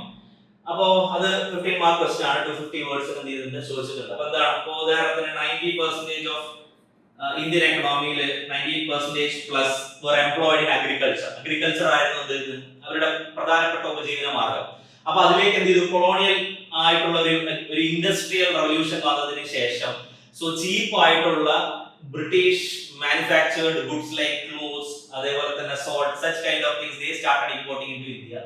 So അപ്പൊ എന്ത് ചെയ്തു, അപ്പൊ അങ്ങനെയുള്ള ക്ലോത്ത്സ് ഒക്കെ അവിടെ ചീപ്പ് ആയിട്ട് എന്ത് ചെയ്യുന്നു, ഒരു മീഡിയോക്കർ ക്വാളിറ്റിയിൽ കിട്ടുന്നത് കൊണ്ട് people preferred those kind of things, and the demand for the Indian handicrafts which were very costly when compared to the British goods. Okay, so appo endana appo പുറമേ നിന്ന് വന്ന ഗുഡ്സ് എങ്ങനെയാണ് ഇന്ത്യയിലുള്ള ഇൻഡസ്ട്രിയെ തകർത്തത് എന്നുള്ളതാണ് ചോദ്യം. ഓക്കെ, അപ്പൊ അവരുടെ ബ്രിട്ടീഷ് പോളിസീസ് എഴുതേണ്ടി വരും, അതേപോലെ തന്നെ അതിന്റെ റീസൺസ് അല്ലെങ്കിൽ ഫാക്ടേഴ്സ് ഒക്കെ തന്നെ എന്ത് ചെയ്യേണ്ടി വരും, എഴുതേണ്ടി വരും. ഇപ്പോൾ കൊളോണിയൽ പോളിസിയുടെ അണ്ടറിലാണ് എന്ത് ചെയ്യുന്നത് വരുന്നത്, പിന്നെ ടാക്സ് കൊടുക്കാതെയുള്ള എന്താണ് ഇമ്പോർട്ട്സ് ആണ് വരുന്നത്. So British considered India as a supplier of raw material and an importer of foreign goods. So such kind of അല്ലെങ്കിൽ consumer of foreign goods. അപ്പോൾ അതാണ്. അപ്പോൾ ആ ഒരു പെർസ്പെക്റ്റീവിൽ എന്ത് ചെയ്യേണ്ടി വരും, എഴുതേണ്ടി വരും. അപ്പോൾ വൺ ലൈനറിൽ മാത്രമേ ഞാൻ ജസ്റ്റ് പറഞ്ഞു പോകുന്നുള്ളൂ. We are not actually discussing the answers for the question. So I'm just indicating that these areas are potential areas and questions can be asked from these areas. Okay. So അപ്പോൾ എന്ത് ചെയ്യണം, ഈ ഒരു ഏരിയയിൽ നിന്നും direct questions ആണ് വരുന്നത്. So കണ്ടന്റിന് യാതൊരു ക്ഷാമവും ഇത് എഴുതാൻ ഉണ്ടാവില്ല. ഓക്കെ, ഒരു ഹിസ്റ്ററി ഓവറോൾ ഒരു വ്യൂ ഉള്ള ആൾക്ക് പോലും എന്ത് ചെയ്യാം, അത്ര വലിയ പ്രോ അല്ലെങ്കിൽ പോലും ഡെഫിനറ്റ്ലി എന്ത് ചെയ്യാം, ഈസി ആയിട്ട് എഴുതാൻ പറ്റുന്ന ഏരിയാസ് ആണ്. Okay, so second area of economic criticism കഴിഞ്ഞു. And the third one is administrative changes. Okay, administrative ചേഞ്ചസിലേക്ക് വരുന്ന സമയത്ത് ഒന്ന് അനക്സേഷൻ പോളിസീസ് എന്ന ക്വസ്റ്റ്യൻസ് വരാം. Annexation policies in the sense എന്താണ്, doctrine of lapse, subsidiary alliance, okay, policy of ring fence, ഇതൊക്കെ എന്ത് ചെയ്യാം, മേ ബി ക്വസ്റ്റ്യൻസ് വരാം. അതിന്റെ റീസൺസ് എന്തായിരുന്നു, ഓക്കെ, ഫാക്ടേഴ്സ് എന്തൊക്കെയായിരുന്നു, അതിന്റെ ഇമ്പാക്ട്സ് എന്തൊക്കെയായിരുന്നു, അതെല്ലാം എന്ത് ചെയ്യാം, ചോദ്യങ്ങളായിട്ട് എന്ത് ചെയ്യാം, വരാം. Okay, then evolution of education, അത് ആണെങ്കിൽ രണ്ട് പാർട്ടായിട്ട് തിരിക്കാം. അപ്പൊ വിദ്യാഭ്യാസത്തിൽ വന്നിരിക്കുന്ന മാറ്റങ്ങൾ അല്ലെങ്കിൽ വിദ്യാഭ്യാസ റിഫോംസ് അല്ലെങ്കിൽ വിദ്യാഭ്യാസത്തിന്റെ ഏരിയയിൽ വന്നിരിക്കുന്ന എഡ്യൂക്കേഷൻ റിഫോംസ് എന്തൊക്കെയാണെന്നുള്ളത് എന്ത് ചെയ്യാം, ചോദ്യങ്ങളായിട്ട് വരാം. അപ്പൊ before 1857 lot of reforms came under British, and also they appointed lot of commissions to enhance the university education and all. Lot of commissions, Sandler Committee, Lee Commission, Universities Act കൊണ്ടുവരുന്നത്, Rayleigh Commission recommendations പ്രകാരം. After 1857 ആണ് അങ്ങനത്തെ സംഭവങ്ങളൊക്കെ വരുന്നത്. Lee commission, Hunter, അതേപോലെ തന്നെ Sadler, okay, റെയ്ലെ. അപ്പൊ ഈ കമ്മീഷൻസിനെ കുറിച്ചൊക്കെ എന്ത് ചെയ്യേണ്ടി വരും, സ്പെസിഫൈ ചെയ്യേണ്ടതായിട്ട് വരും. പിന്നെ നമ്മൾ തന്നെ എന്ത് ചെയ്യുന്നു, നമ്മൾ തന്നെ കൊടുത്ത ഇന്ത്യക്കാരനെ കൊടുത്ത ഒരു വർദ്ധ സ്കീം ഉണ്ട്. അപ്പൊ അത് national Congress, Indian national Congress തന്നെ എന്ത് ചെയ്യാണ്, ഇൻട്രോഡ്യൂസ് ചെയ്തതാണ്. അപ്പൊ ഇതെല്ലാം തന്നെ നമുക്ക് ബേസിക് മിനിമം കണ്ടന്റ് ഉണ്ടെങ്കിൽ എന്ത് ചെയ്യാം, നമുക്ക് എഴുതാം. ആൻഡ് ബിഫോർ 1857 വന്നതാണ് കുറച്ചുകൂടെ എന്ത് ചെയ്യേണ്ടത്, ഇമ്പോർട്ടന്റ് ആയിട്ട് എന്ത് ചെയ്യുന്നത് വരുന്നത്. ഇപ്പോ എന്ത് ചെയ്യുന്നു, ഓറിയന്റലിസ്റ്റ്, അതേപോലെ തന്നെ ആംഗ്ലിസിസ്റ്റ് കോൺട്രവേഴ്സി എൻഡ് ചെയ്യുന്നത് medium of instruction of education should be in English എന്ന് എന്ത് ചെയ്യുന്നു, പറയുന്നു 1835 മെക്കലെ മിനിറ്റ്സിലൂടെ. അപ്പൊ അത് എന്ത് ചെയ്യണം, അതൊക്കെ നോട്ട് ചെയ്യേണ്ടതായിട്ട് വരും. അവിടെ നിന്ന് ഒരു ചോദ്യം വരുവാണെങ്കിൽ മെക്കലെ മിനിറ്റ്സ് എന്ത് ചെയ്യേണ്ടി വരും, നോട്ട് ചെയ്യേണ്ടി വരും. ആൻഡ് ഓൾസോ 1813 ചാർട്ടർ ആക്ടിൽ 1 lakh rupees എന്ത് ചെയ്യുന്നുണ്ട്, ഇന്ത്യൻ എഡ്യൂക്കേഷന് വേണ്ടി മാറ്റി വെക്കുന്നുണ്ട്. അപ്പൊ അത് എഴുതേണ്ടി വരും. ആൻഡ് ദെൻ ഇവിടെ മേജർ ആയിട്ട് എന്ത് ചെയ്യണം, നമ്മൾ ഉൾക്കൊള്ളിക്കുന്നതെന്ന് പറഞ്ഞാൽ 1854 എന്ത് ചെയ്യുന്നു, ഒരു ഗുഡ്സ് ഡിസ്പാച്ച് എന്ത് ചെയ്യുന്നുണ്ട് വരുന്നുണ്ട്, goods dispatch. So goods dispatch basically എന്താണ്, ഒരു എഡ്യൂക്കേഷൻ റിഫോംസ് ആണ്. സോ ഒരു നാഷണൽ എഡ്യൂക്കേഷൻ പോളിസി അല്ലെങ്കിൽ Magna Carta of English education India എന്ന് പറഞ്ഞു വരുന്ന ആദ്യത്തെ ഏതാണ്, ഗുഡ്സ് ഡിസ്പാച്ച് ആണ്. അപ്പൊ അങ്ങനത്തെ ടോപ്പിക്സ് ഒക്കെ എന്ത് ചെയ്യും, നമുക്ക് നോക്കേണ്ടതായിട്ടുണ്ട്. അപ്പൊ എഡ്യൂക്കേഷൻ റിഫോംസ് എന്ത് ചെയ്യേണ്ടതുണ്ട്, നോക്കേണ്ടതായിട്ടുണ്ട്. ഓക്കെ, ദെൻ സിവിൽ സർവീസസ് എന്ന് പറയുന്ന ഏരിയ, ഓക്കെ, അതിന്റെയും റിഫോംസ് ആണ് പ്രധാനമായിട്ട് എന്ത് ചെയ്യുന്നത്, ചോദിക്കുക, റിഫോംസ് ആണ്. അപ്പൊ നമ്മൾ നോട്ട് ചെയ്യേണ്ട പീരീഡ് എന്താണ്, കോൺവാലിസിന്റെ ടൈം പീരീഡിലോട്ട് എന്ത് ചെയ്യണം, നോക്കണം. കോൺവാലിസ്, അതുപോലെ തന്നെ വേറെ നാസ്റ്റിൻസിന്റെ ടൈം പീരീഡ്, പിന്നെ വെല്ലസ്ലി എന്ത് ചെയ്യുന്നു, കുറെ അധികം കൊണ്ടുവരുന്നുണ്ട്. ഓക്കെ, സോ ടിൽ ഇൻഡിപെൻഡൻസ് എന്ത് ചെയ്യുന്നുണ്ട്, കുറെ അധികം റിഫോംസ് എന്ത് ചെയ്യുന്നുണ്ട്, സിവിൽ സർവീസ് ഏരിയയിൽ കൊണ്ടുവരുന്നുണ്ട്. പിന്നെ കുറച്ച് ആക്ടുകൾ എന്ത് ചെയ്യേണ്ടി വരും, മെൻഷൻ ചെയ്യേണ്ടി വരും. 1833 ആക്ടിലാണ് first time open competition for civil services എന്ത് ചെയ്യുന്നത്, കോവനന്റൽ സിവിൽ സർവീസസ് ഇന്ത്യക്കാർക്ക് എന്ത് ചെയ്യുന്നത്, ഓപ്പൺ ചെയ്ത് കൊടുക്കുന്നത്. Then later it got implemented in 1853 Charter Act. Okay, so first civil servant India clear ചെയ്തെന്ന് പറയുന്നത് സത്യേന്ദ്രനാഥ് ടാഗോർ ആണ് 1863.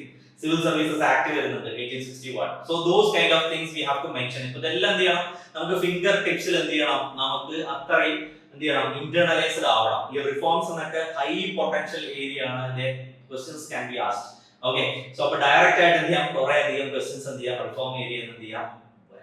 ഓക്കെ, ആൻഡ് ദെൻ പ്രസ് എടുത്ത് നോക്കുക. പ്രസ്സിൽ കുറെ അധികം റെഗുലേഷൻസ് ആണ് വന്നിരിക്കുന്നത് ഇനീഷ്യലി. ഇപ്പൊ ഒരു കൊളോണിയൽ ഗവൺമെന്റ് ആയതുകൊണ്ട് പ്രസ് റിഫോംസിൽ തന്നെ കുറെ അധികം റെഗുലേഷൻസ് ആണ്. പ്രസ്സിനെ റെഗുലേറ്റ് ചെയ്യാൻ, നിയന്ത്രിക്കാനുള്ള ഒരു എഫേർട്ട് ആണ് ബേസിക്കലി എന്ത് ചെയ്യുന്നത്, ബ്രിട്ടീഷിന്റെ സൈഡിൽ എന്ത് ചെയ്യുന്നത് വന്നിരിക്കുന്നത്. അതിൽ പ്രസ് ആക്ട് ഉണ്ട്, മെക്കാഫ് ആക്ട് ഉണ്ട് 1835, ലൈസൻസ് ന്യൂസ് പേപ്പർ റെഗുലേഷൻസ് ഉണ്ട്, അതായത് ലൈസൻസസ് എന്ത് ചെയ്യുന്നു, ലൈസൻസ് റെഗുലേഷൻസ് എന്ത് ചെയ്യുന്നത് കൊണ്ടുവരുന്നുണ്ട്, വെർനാക്കുലർ പ്രസ് ആക്ട് കൊണ്ടുവരുന്നുണ്ട്. ഇതെല്ലാം എന്താണ്, പ്രസ് റിലേറ്റഡ് ആയിട്ടുള്ള റിഫോംസ് ആണ്. ഇതും പൊട്ടൻഷ്യൽ ഏരിയ ആണ്. പിന്നെ പ്രസ്സിന് നാഷണലിസവുമായിട്ട് എന്ത് ചെയ്യുന്നുണ്ട്, കണക്ഷൻ ഉണ്ട്. Because through media, so what we call media as A fourth pillar of democracy. So through press media അല്ലെങ്കിൽ പ്രിന്റിംഗ്, അല്ലെങ്കിൽ ഒരു പ്രിന്റ് മീഡിയ ആണ് ബേസിക്കലി നാഷണലിസം വൈഡ് സ്പ്രെഡ് ആയിട്ട് ഇന്ത്യയിൽ എന്ത് ചെയ്യാൻ വരാനുള്ള റീസൺ ആയിരുന്നത്. So mostly they can ask or they can connect the evolution of press with the nationalism. Okay, so they can ask such kind of questions. So for mains.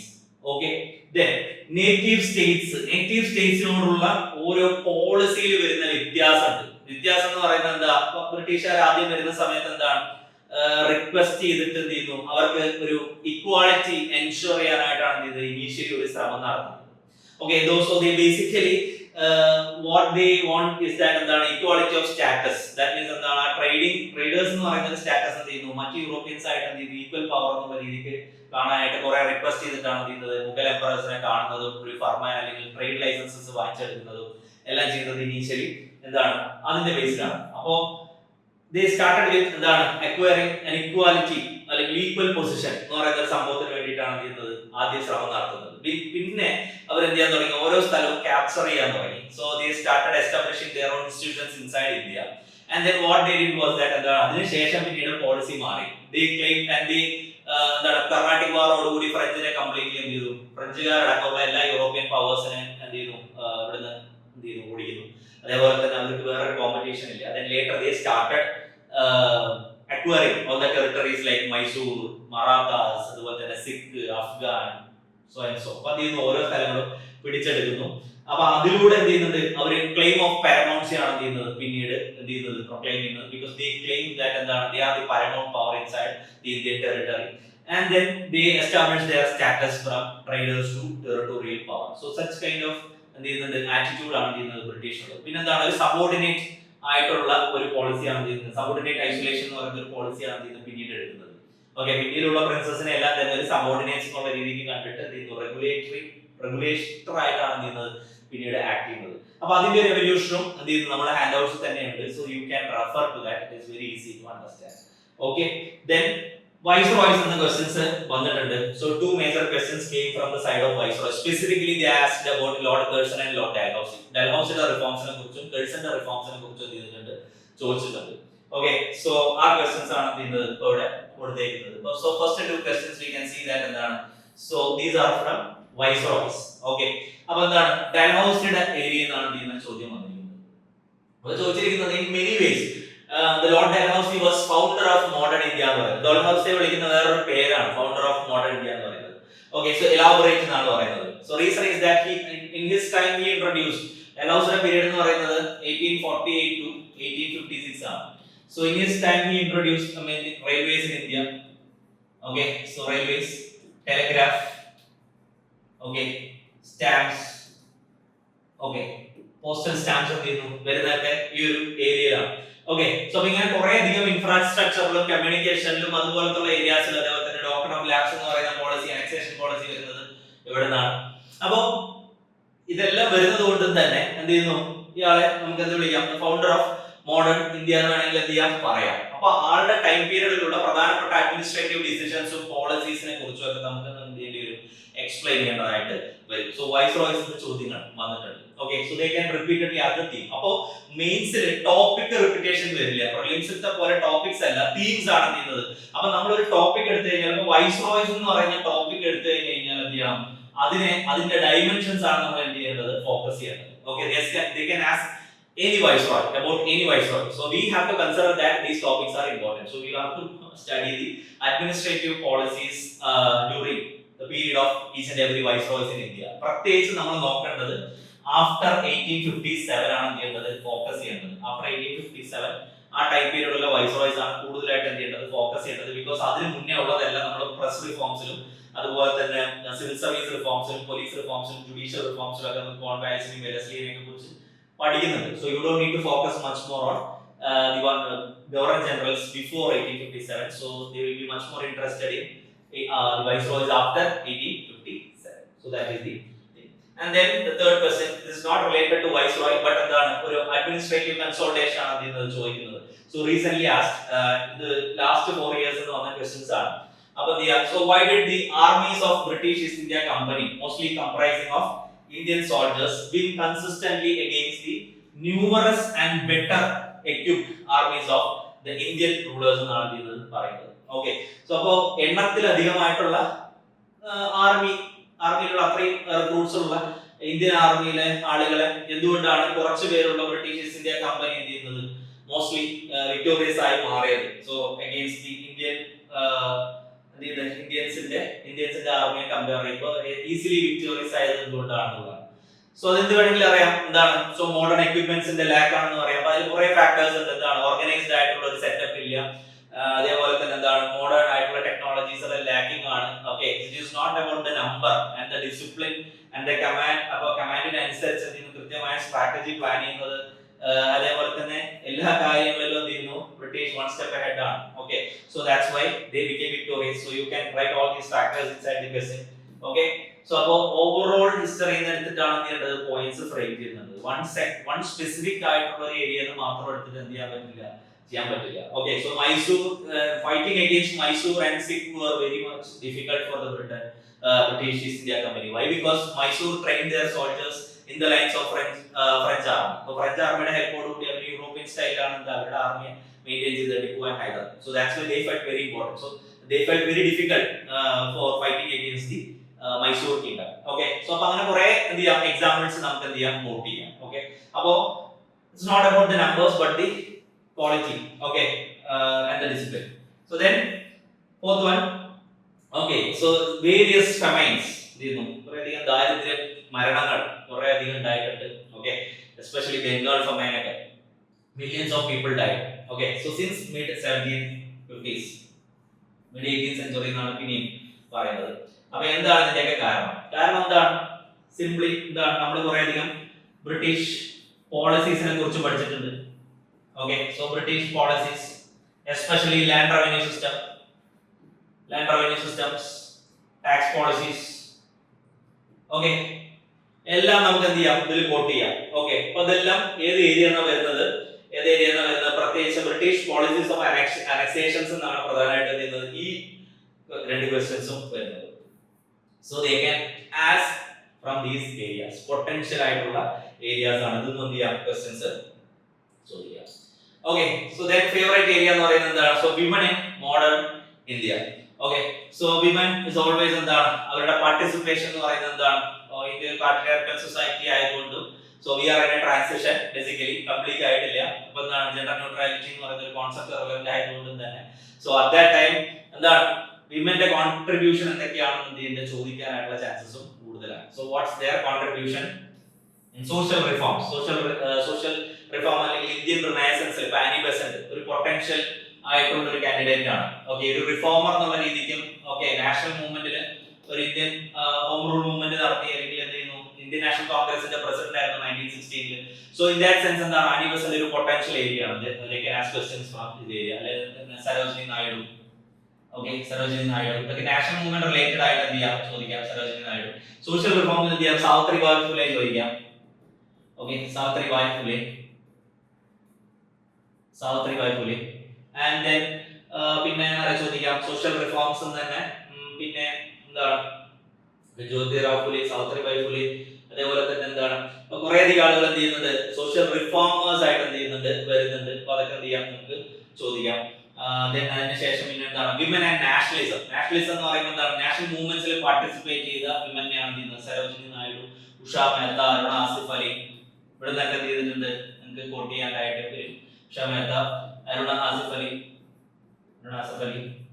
So all these personalities related questions can be asked. അപ്പോൾ നമുക്ക് ചോദിക്കുമ്പോൾ കൃത്യമായിട്ട് ഒരു single പേഴ്സണാലിറ്റിയെ coat ചെയ്തിട്ട് എന്ത് ചെയ്യില്ല, question വരില്ല. But overall എന്ത് ചെയ്യുന്നു, ഓവറോൾ ഒരു പെർസ്പെക്റ്റീവ് ആണെന്നെങ്കിൽ ഒരു തീം ആണെന്ന് ചെയ്യാൻ ചോദ്യം വരും. They can connect women with revolution, they can connect women to nationalism, and they can ask regarding the social reform. So these areas are very very important. Okay, so അത് എന്ത് ചെയ്യേണ്ടതായിട്ടുണ്ട്, നോക്കേണ്ടതായിട്ട് ഉണ്ട്.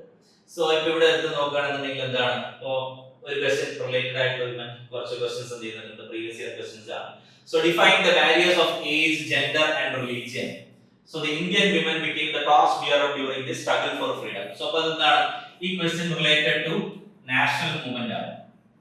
Okay, so അപ്പോൾ national മൂവ്മെന്റിലേക്കാണ് എന്ത് ചെയ്യുന്നത്, women എന്ന് പറയുന്ന ടോപ്പിക്കിന് അല്ലെങ്കിൽ ആ women contribution in national movements ആണ് എന്തിരിക്കുന്നത്, ചോദിച്ചിരിക്കുന്നത്. അപ്പൊ നിങ്ങൾ അതിൽ വരുന്ന എല്ലാ കൾട്ട് പേഴ്സണാലിറ്റീസിനെയും നിങ്ങൾക്ക് എന്ത് ചെയ്യേണ്ടി വരും, ഈ ആൻസേഴ്സിലേക്ക് കൊണ്ടുവരേണ്ടതായിട്ടുണ്ട്. അപ്പോൾ അത് വളരെ ഇമ്പോർട്ടന്റ് ആയിട്ടുള്ള ഒരു ഏരിയയാണ്. UPSC already asked about these areas. And also discuss the role of women in freedom struggle, especially again women എന്ന് പറയുന്ന ടോപ്പിക് എന്ത് ചെയ്യുന്നുണ്ട്, നാഷണൽ മൂവ്മെന്റ്സ് ആയിട്ട് again അതിന്റെ കോൺട്രിബ്യൂഷൻ കളക്ഷൻസ് ചെയ്യുന്നത് ചോദിക്കുന്നുണ്ട്.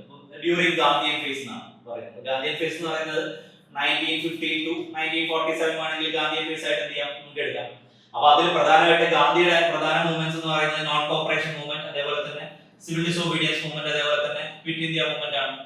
അപ്പോൾ അതിൽ സിവിൽ ഡിസോബീഡിയൻസ് മൂവ്മെന്റിലും ക്വിറ്റ് ഇന്ത്യ മൂവ്മെന്റിലും huge amount of women, I mean high number of women participated. And also non cooperation movement il endu huge participation of women ഉണ്ടായിരുന്നു.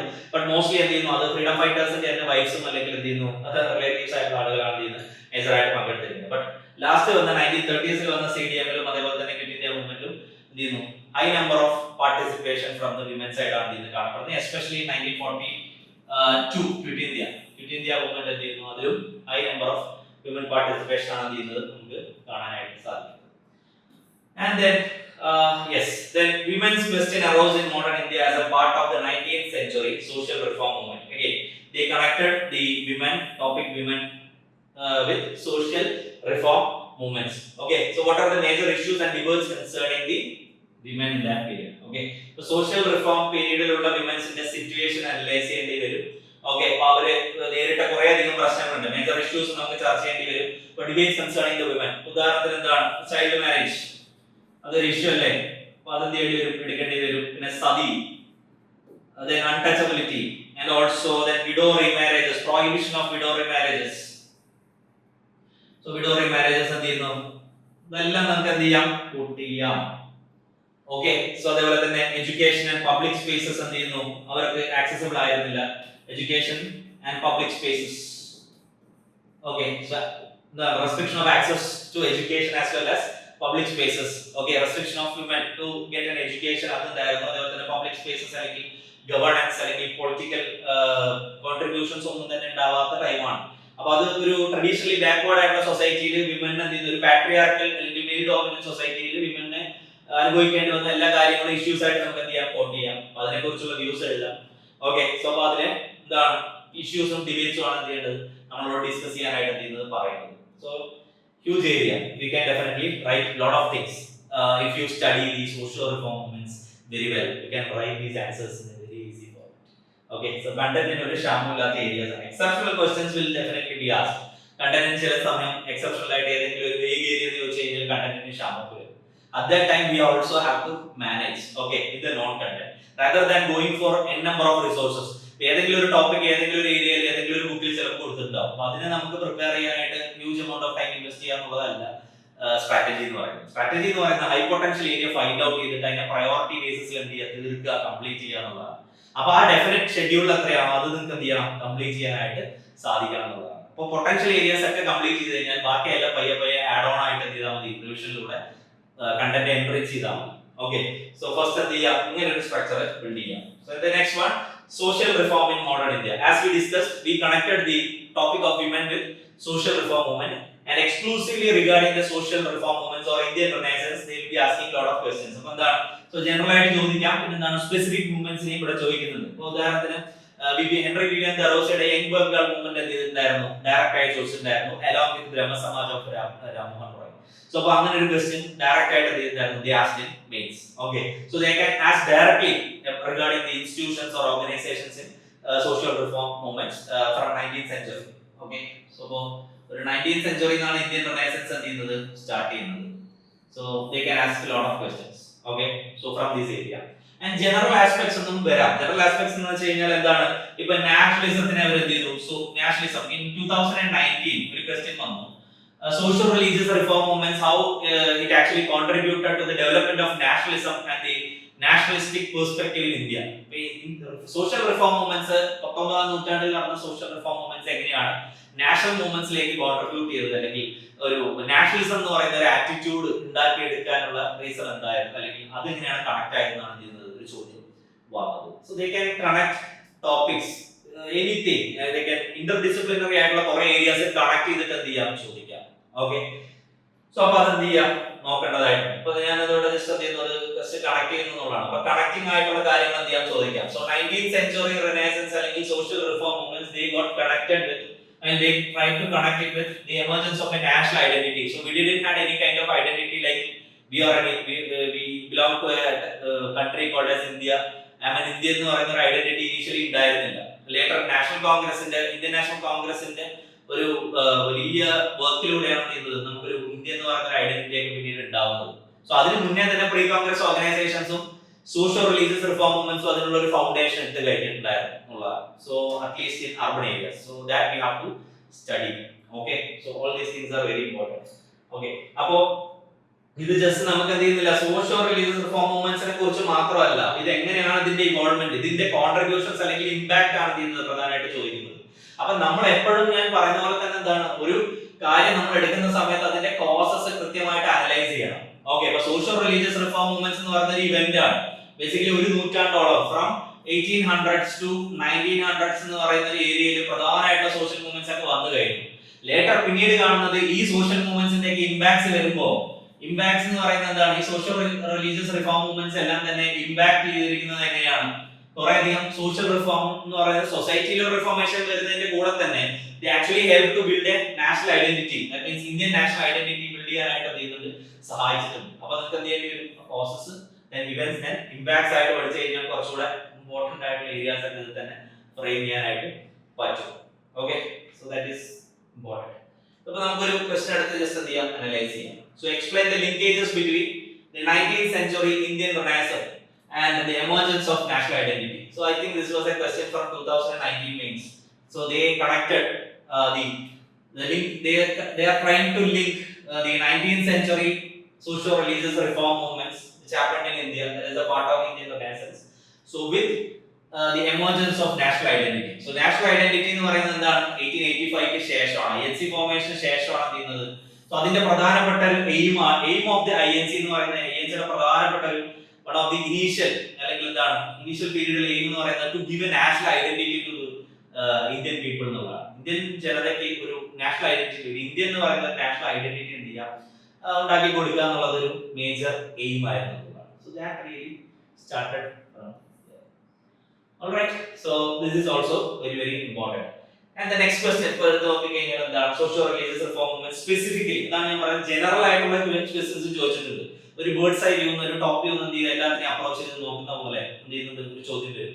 അതല്ലെങ്കിൽ ഈ ഏരിയ സ്പെസിഫിക് ആയിട്ടുള്ള മൂവ്മെന്റ്സ് റിലേറ്റഡ് ആയിട്ടുള്ള ചോദ്യം വന്നിട്ടുണ്ട്. ഇപ്പൊ നോക്കൂ, young Bengal movement of Henry Vivian Derozio. Okay, so Henry Vivian Derozio എന്ന് പറയുന്നത് ആംഗ്ലോ ഇന്ത്യന്റെ ഒരു 1820s സ്റ്റാർട്ട് ചെയ്ത ഒരു മൂവ്മെന്റ് ആണ്. സോ അധികം പെട്ടെന്ന് നമ്മൾ ശ്രദ്ധിക്കില്ല, but they asked a question from there. And then Brahma Samaj, which was started by Raja Ram Mohan Roy in 1828, and the great impact done by this organization is that the very next year they had a very big role in abolition of Sati. That means the Sati Abolition Act came after 1828. The formation of Brahma Samaj along with the help of William Bentinck, the Governor General of India. So they helped in implementing abolition of Sati Act in India in 1829. Okay. So അപ്പൊ എന്ത് ചെയ്യാം, നിങ്ങൾക്ക് ഈ related ആയിട്ടുള്ള ഫാക്ട്സും ഈ ഓർഗനൈസേഷന്റെ ഫീച്ചേഴ്സും എന്ത് ചെയ്യേണ്ടി വരും, അറിയേണ്ടതായിട്ട് വരും. So what is their contribution? അപ്പോൾ ഇവിടെ ചോദിച്ചിരിക്കുന്നത് എന്താണ്, rise and growth of particular socio religious reform movements ആണ് എന്തിരിക്കുന്നത് ചോദിച്ചിരിക്കുന്നത്. Okay. So with special reference, so we have to address this topic in general. Socio religious reform മൂവ്മെന്റ്സിന്റെ റൈസും ഗ്രോത്തും എങ്ങനെയായിരുന്നു ഇന്ത്യയിൽ എന്നുള്ളതാണ്. സോ അതിന്റെ ഡ്രോബാക്സ് നിങ്ങൾക്ക് വേണമെങ്കിൽ എഴുതാം, no problem at all.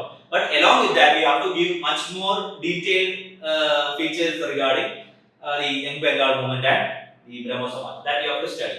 So at least you need to have a minimum basic content to write all these answers. Otherwise, it will be very difficult. Clear? Okay. So direct questions are, these are all not, very tough questions. Okay. അതിന് practice വേണമെന്നുള്ളതാണ്. Suddenly without any practice, ഇപ്പോൾ brainstorming ഇല്ലാതെ ഇതിനെ കുറിച്ച് ചിന്തിക്കാത്ത ഒരാളെ അപേക്ഷിച്ച് definitely ഇത് എഴുതാൻ ഭയങ്കര ബുദ്ധിമുട്ടായിരിക്കും. ബിക്കോസ് എക്സാംസിൽ പോയിരിക്കുന്ന സമയത്ത് ആദ്യമായിട്ടാണ് അയാൾ അതിനെ കുറിച്ച് ചിന്തിക്കുന്നതെന്നുണ്ടെങ്കിൽ it will be very difficult for him to write the answer. Okay. അപ്പോൾ പഠിക്കണം, പഠിച്ചത് എന്ത് ചെയ്യണം, നമുക്ക് ആൻസർ ആയിട്ട് കൺവേർട്ട് ചെയ്യണം എന്നുണ്ടെങ്കിൽ you have to practice writing as much as possible. At least brainstorming എങ്കിലും ചെയ്യണം. At least you have to think about these dimensions at least several times. Clear ആയോ? So that is a part of revision. അപ്പോൾ brainstorming ചെയ്ത ഒരാൾക്ക് ഈ ഒരു വ്യൂവിനെ കുറിച്ച് എന്തുകൊണ്ട് അങ്ങനെ കണക്ട് ചെയ്യുന്നു എന്നുള്ള റീസൺ, വൈ, വേർ, ഹൗ നമ്മൾ പറഞ്ഞ ചോദ്യം വന്നേയുള്ളൂ വരുള്ളൂ. Okay. So brainstorming is very important. Clear? Okay. And they directly asked about Jyotirao Phule. Okay. And his efforts. So Jyotirao Phule ന്റെ organization എന്ന് പറയുന്നത് എന്താണ്? Satyashodak Samaj. It was started in 1873. Okay. And also there one of the major contribution is Phule couple, that means Jyotirao Phule and Savitribai Phule started a girls school in Pune. So that was their kind of reforms. ഒരു caste based movement ആണ് Satyashodhak Samaj or else Truth Seeker Society എന്ന് പറയുന്നത്. So based in Maharashtra. So they contributed well. അപ്പോൾ അവരുടെ writings എന്ന് പറയുന്നത് ഗുലാംഗിരി എന്ന് പറഞ്ഞൊരു സംഭവമുണ്ട്, അവരുടെ മാഗസീൻ ആണ്. അതിലൂടെയാണ് അവർ കുറെ അധികം ചെയ്യുന്നുണ്ടായിരുന്നു, മെസ്സേജസ് ഒക്കെ സ്പ്രെഡ് ചെയ്യുന്നത്. So messages through Gulambiri, their magazine or their journal. So their efforts to social reform regarding the child marriage, അതേപോലെ തന്നെ എന്താണ് widow remarriage, women education, അവരുടെ ഇനിഷ്യേറ്റീവ്സ്, ഇതെല്ലാം നിങ്ങൾക്ക് എന്ത് ചെയ്യേണ്ടി വരും, എഴുതേണ്ടതായിട്ട്. Okay. So if you study that areas very well, then you can easily write the answers. Okay. ഇത് ഇന്റേണലൈസ്ഡ് ആവണം. ജസ്റ്റ് ലൈക്ക് വേഗ് ആയിട്ട് എനിക്ക് പറയാം ഈ സെഷൻസിനൊക്കെ ചോദ്യം വരുന്നുണ്ട്, നിങ്ങൾ നോക്കിയാൽ മതിയാണ്. But major effort should have to come from your side, because എന്താണ് ഈ ഏരിയാസ് എത്രത്തോളം റിവൈസ് ചെയ്യുന്നു, എത്രത്തോളം ഇതിൽ വർക്ക് ചെയ്യണം എന്നുള്ളതാണ്. ഓക്കെ. വെറുതെ വേഗ് ആയിട്ട് വായിച്ചു പോയി കഴിഞ്ഞാൽ നമുക്ക് ആൻസർ ആയിട്ട് റീപ്രൊഡ്യൂസ് ചെയ്യാൻ പറ്റത്തില്ല. It will be very difficult. Okay. So first എന്ത് ചെയ്യണം, വേഗ് ആയിട്ട് ഒരു ഐഡിയ ഉണ്ടാക്കണം, ഒരു ഹോളിസ്റ്റിക് പെർസ്പെക്റ്റീവ് ഉണ്ടാക്കണം. അപ്പോൾ പ്രിലിംസിൽ എന്ന് പറഞ്ഞാൽ നമ്മൾ ഫോക്കസ് ചെയ്യുന്നത് കംപ്ലീറ്റ്ലി ഡെപ്ത് ആണ്. ഒരു സ്പെസിഫിക് ടോപ്പിക്കിന്റെ ഡെപ്തിലേക്കാണ്, ഫാക്ച്വൽ ഡെപ്തിലേക്കാണ് പ്രിലിംസ് കുറച്ചുകൂടെ ഇറങ്ങുന്നത് ഹിസ്റ്ററിയിൽ. So that will make the exam much more tougher. Factual depth ലേക്ക് കൂടുതൽ ഇറങ്ങി കഴിഞ്ഞാൽ exam will become much more tougher, because അത്രയും factual ആയിട്ട് നമുക്ക് കാര്യങ്ങളെ കണ്ടിട്ടല്ല aspirants ചിലപ്പോൾ ഫോളോ ചെയ്യുക. That we can understand. But here, so mostly mains question എന്ന് പറയുന്നത് എന്താണ്, ഒരു വൈഡ് പെർസ്പെക്റ്റീവ് എന്നാണ് കാര്യങ്ങൾ എന്ത് ചെയ്യുക, നോക്കി കാണാനായിട്ട് നമ്മളെ എന്ത് ചെയ്യുന്നത്, പുഷ് ചെയ്യുന്നത്. ഓക്കെ. സോ അപ്പോൾ അതാണ് ഒരു തീമാറ്റിക് ആയിട്ട് തന്നെ എന്ത് ചെയ്യണം, നോക്കണം. ഇന്റർ ഡിസിപ്ലിനറി ആയിട്ട് ഏരിയാസ് ആയിട്ട് എന്ത് ചെയ്യണം, കണക്ട് ചെയ്യണം. So it requires a lot of practice. Okay, so the next topic is Gandhi and nationalism. So very big favorite topic of UPSC. Every time they ask a question from this area, most of the questions asked in UPSC mains was from this area. Clear right? So Gandhi fans ആണ്. അപ്പോൾ ഗാന്ധിയോട് ഒരു obsession ഉണ്ട് UPSCക്ക്. എപ്പോഴും കുറെ അധികം ചോദ്യം വന്ന് Gandhi related ആയിട്ട് വരാനായിട്ടുള്ള ചാൻസസ് എന്ത് ചെയ്യുന്നുണ്ട്, കൂടുതലായിട്ട്. So obviously they can ask a lot of questions. Like ancient Indian Buddhism, Jainism എന്ന് പറയുന്നത് UPSCക്ക് എപ്പോഴും എന്താണ് ഫേവറേറ്റ് ടോപ്പിക് ആണ്. They will ask some questions from Buddhism, Jainism, Vedic period is Indus Valley. ഇങ്ങനത്തെ ടോപ്പിക്സ് ഒക്കെ എപ്പോഴും ഒബ്സഷൻ ആണ്. എപ്പോഴും പ്രിലിംസിലും മെയിൻസിലും ഒക്കെ എന്ത് ചെയ്യും, ചോദ്യങ്ങൾ വരുമ്പോൾ അതിന്റെ ആർട്ട് പെർസ്പെക്റ്റീവ് ആണ്. ലൈക്ക് മോഡേൺ എപ്പോഴും Gandhi nationalism is very important. So lot of questions asked from Gandhi. അപ്പോൾ ഗാന്ധിയുടെ വ്യൂസും പെർസ്പെക്റ്റീവും, ഗാന്ധിയുടെ നാഷണൽ മൂവ്മെന്റ്സും, അല്ലെങ്കിൽ ഗാന്ധിയുടെ വ്യൂസ് എന്ന് ചോദ്യം വന്നിട്ടുണ്ട്, ഗാന്ധിയുടെ കോൺട്രിബ്യൂഷൻസ് ചോദ്യം വന്നിട്ടുണ്ട്, ഗാന്ധി റിലേറ്റഡ് ആയിട്ട് നാഷണൽ മൂവ്മെന്റ്സ് എന്ന് ചോദ്യം വന്നിട്ടുണ്ട്. അപ്പോൾ ഗാന്ധിയും മറ്റു പേഴ്സണാലിറ്റീസ് ആയിട്ട് അംബേദ്കർ, അതുപോലെ തന്നെ സുഭാഷ് ചന്ദ്രബോസ് ആയിട്ടുള്ള കോൺഫ്ലിക്റ്റ് വന്നിട്ടുണ്ട്. ഓക്കെ. രവീന്ദ്രനാഥ് ടാഗോർ ഗാന്ധി ആയിട്ടുള്ള വ്യൂസ് ഓൺ എഡ്യൂക്കേഷൻ, അല്ലെങ്കിൽ എന്ത് ചെയ്യുന്നു, സ്റ്റേറ്റിനോടുള്ള വ്യൂവിനെ കുറിച്ച് ക്വസ്റ്റ്യൻ വന്നിട്ടുണ്ട്. So lot of things they have asked, okay, regarding the topic Gandhi. So Gandhi is a very important topic. Okay. So throw some light on the significance of thoughts of Mahatma Gandhi. So Gandhian thoughts in the relevance എന്താണെന്നുള്ളതാണ്. Okay, so Gandhian thoughts എന്ന് പറയുന്നത് എന്താണ്? അഹിംസ, okay, Satya, truth, Satyagraha, okay, Satyagraha, and also പിന്നെന്താ, and then എന്താണ് religious perspective എന്ന് പറയുന്നത്. Gandhi believed in religion and its influence in the state. സ്റ്റേറ്റിലെ religion influenced ആവണം, government നല്ല നല്ല കാര്യങ്ങളൊക്കെ റിലീജിയൻ ഇൻസ്പയർഡ് ആയിട്ട് കാര്യങ്ങൾ ചെയ്യണം എന്ന് പറയുന്നത്.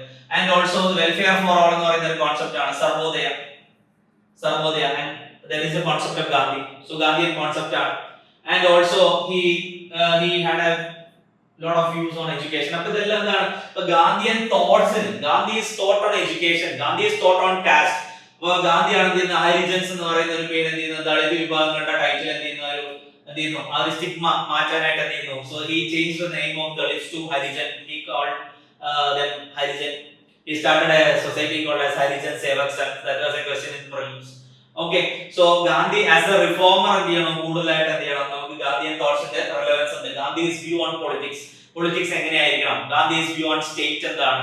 ഓക്കെ, അപ്പോൾ ഗാന്ധിയുടെ നാഷണൽ മൂവ്മെന്റിന്റെ പെർസ്പെക്റ്റീവ് എന്താണ്. So why he is very much rooted on non violence, what is the relevance of non-violence in a society, in a, I mean, such a diverse society like India. So adile ahimsa and non-violence inde okke role endana.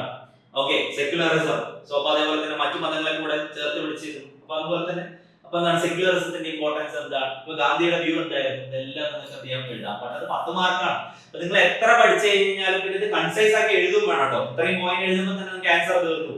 Because concise എന്ന് പറഞ്ഞാൽ നിങ്ങൾ എത്ര idea ഉണ്ടെങ്കിലും 150 വാക്കിൽ എഴുതാൻ പറ്റും. It is our limitation. എത്ര knowledge ഉണ്ടെങ്കിലും അത് എങ്ങനെ പ്രസന്റ് ചെയ്യുന്നു, എങ്ങനെ അടുക്കി വെക്കുന്നു എന്നുള്ളതാണ് എന്ത് ചെയ്യുന്നത് ഇമ്പോർട്ടന്റ്. അപ്പോൾ എക്സിക്യൂഷൻ എങ്ങനെയാണ് നമ്മൾ ഇതുവരെ പറഞ്ഞിട്ടില്ല. So I am just giving you an idea about how we have to approach this subject and also areas ഏതൊക്കെയാണ്, നമ്മൾ എങ്ങനെയൊക്കെയാണ് ഫോക്കസ് ചെയ്യേണ്ടത്, ഏതൊക്കെ രീതിക്കാണ് ക്വസ്റ്റ്യൻസ് വന്നതെന്ന് മാത്രമേ നമ്മൾ എന്ത് ചെയ്തിട്ടുള്ളൂ, പഠിച്ചിട്ടുള്ളൂ. ഒന്നുമില്ല, അപ്രോച്ച് എന്ന് പറയുന്നത് ഇത്രയേ ഉള്ളൂ. എന്താണ് ഡിമാൻഡ് ഓഫ് എക്സാം, എക്സാമിന്റെ ഡിമാൻഡ് എന്താണ്. So for that demand we have to supply our content, അത്രയേ ഉള്ളൂ. സോ അപ്പൊ ഡിമാൻഡ് എന്താണ്, ഈ ഒരു ഇങ്ങനെയൊക്കെയാണ് ഇന്ന് ചോദ്യം വരുന്നത് സ്വാഭാവികമായിട്ട്. അപ്പൊ അതിനെ സാറ്റിസ്ഫൈ ചെയ്യുന്ന, അതിനെ ജസ്റ്റിഫൈ ചെയ്യുന്ന ആൻസേഴ്സ് ആയിരിക്കും നമ്മൾ എന്ത് ചെയ്യേണ്ടത്, എഴുതേണ്ടത്. That's the thing. ഓക്കേ, ഈ ഡൈമെൻഷൻസ് ഒക്കെ എന്ത് ചെയ്യാം നോക്കുക. The second question, Mahatma Gandhi and Ambedkar. അപ്പൊ കമ്പാരിസൺ എന്ത് ചെയ്യും വരും, അപ്പൊ അവരുടെ വ്യൂസും സ്ട്രാറ്റജി, അപ്പൊ approaches, divergent approaches and strategies. Okay, so അതേപോലെ തന്നെ common goals of amelioration of down trodden.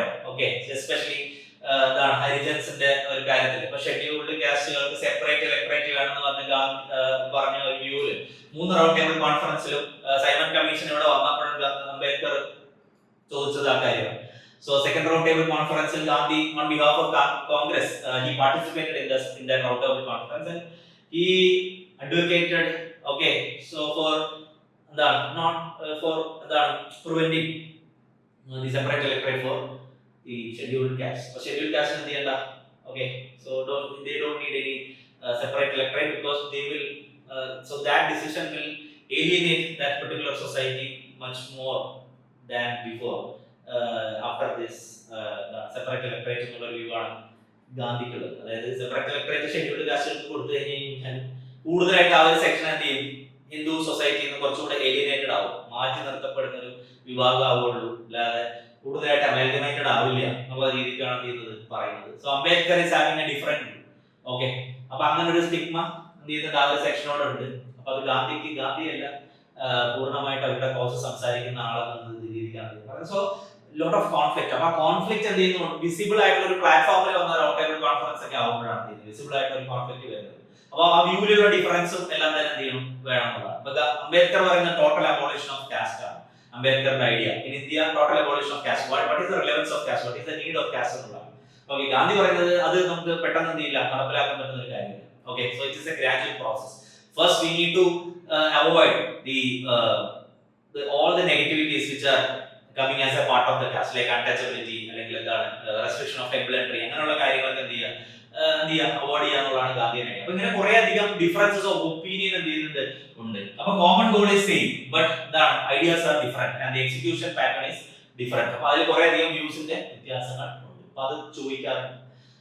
And then highlight the differences in approach of Subhash Chandra Bose and Mahatma Gandhi. Okay, again, കുറെ അധികം differences ഉണ്ട്. We know in 1939 world വാർ വന്നു. World വാറിനെ approach ചെയ്യണം എന്നുള്ളത് ഗാന്ധിയുടെ അപ്രോച്ചും Subhash ചന്ദ്രബോസിന്റെ അപ്രോച്ചും totally different ആയിരുന്നു. Subhash Chandrabose considered it as an opportunity we got against the Britain. Okay, so അപ്പോൾ ഈ ഒരു ടൈമിൽ എന്ത് ചെയ്യാം, നമ്മൾ ഇൻഡിപെൻഡൻസിന് വേണ്ടി നെഗോഷിയേറ്റ് ചെയ്യണം എന്നുള്ളതായിരുന്നു ആളുടെ idea. Gandhi said that it is not the right time to ask because Britain is suffering, because Britain is fighting against എന്താണ് ഒരു fascism, nazism, so this is not the right time to ask for freedom എന്നുള്ളതാണ് Gandhian perspective എന്ന് പറയുന്നത്. And also Subhash ചന്ദ്രബോസിന്റെ ideas ആയിട്ട് ഒരു conflict വരുന്നുണ്ട്. And in one single session, Tripuri സെഷനിൽ എന്ത് ചെയ്യുന്നു, ഗാന്ധിയുടെ കാൻഡിഡേറ്റ് ആയിട്ടുള്ള പട്ടാഭി സീതാരാമയ്യ എന്ത് ചെയ്യുന്നു, പ്ലേസ് ചെയ്യുന്നു സുഭാഷ് ചന്ദ്രബോസിനെ അഗേൻസ്റ്റ് ആയിട്ട് കോൺഗ്രസിന്റെ പ്രസിഡന്റ് ഇലക്ഷൻ. ഓക്കെ, സോ അങ്ങനെയുള്ള കുറെ അധികം കോൺഫ്ലിക്ട്സ് എന്ത് ചെയ്യുന്നുണ്ട്, കോൺഫ്ലിക്റ്റ് ഓഫ് ഐഡിയാസ് ആണ്, ഒപ്പീനിയൻസ് ആണ്, അല്ലാതെ പേഴ്സണാലിറ്റി വൈസ് അല്ല. അപ്പൊ അതെന്ത് ചെയ്യണം, നമ്മൾ എടുത്ത് എഴുതേണ്ടതായിട്ടുണ്ട്. ഓക്കെ, കുറച്ചുകൂടെ വാർഫെയർ ഓറിയന്റഡ് അല്ലെങ്കിൽ ആർമി ഓറിയന്റഡ് ആയിട്ടാണ് സുഭാഷ് ചന്ദ്രബോസ് ചിന്തിക്കുന്നത്.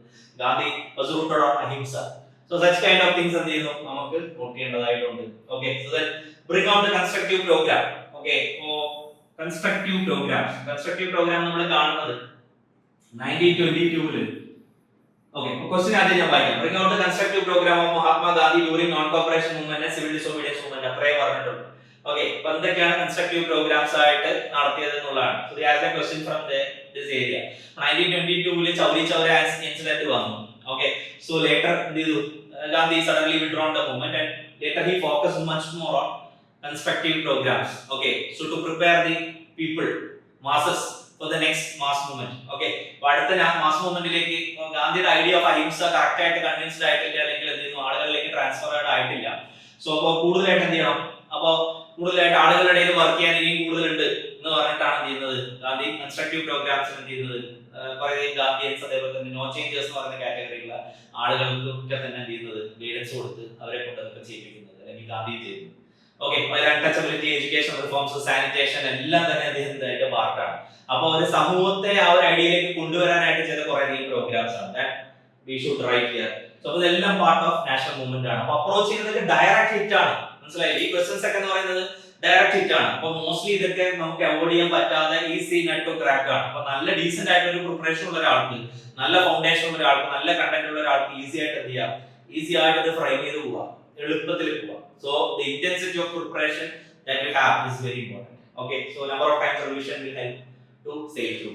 Okay, so then how difficult would have been the achievement of Indian independence without Mahatma Gandhi? So that other imagination ആണ് നമ്മൾ ചോദിക്കുന്നത്. Without Mahatma Gandhi, how could have this the freedom is possible എന്നാണ് പറയുന്നത്. അപ്പോൾ മഹാത്മാഗാന്ധിയുടെ involvement ഇല്ല എന്നുണ്ടെങ്കിൽ okay, so ഈ വാല്യൂസ് എല്ലാം തന്നെ ചെയ്യേണ്ടി വരും, മൈറ്റ് ഹാവ് കോംപ്രമൈസ്ഡ്.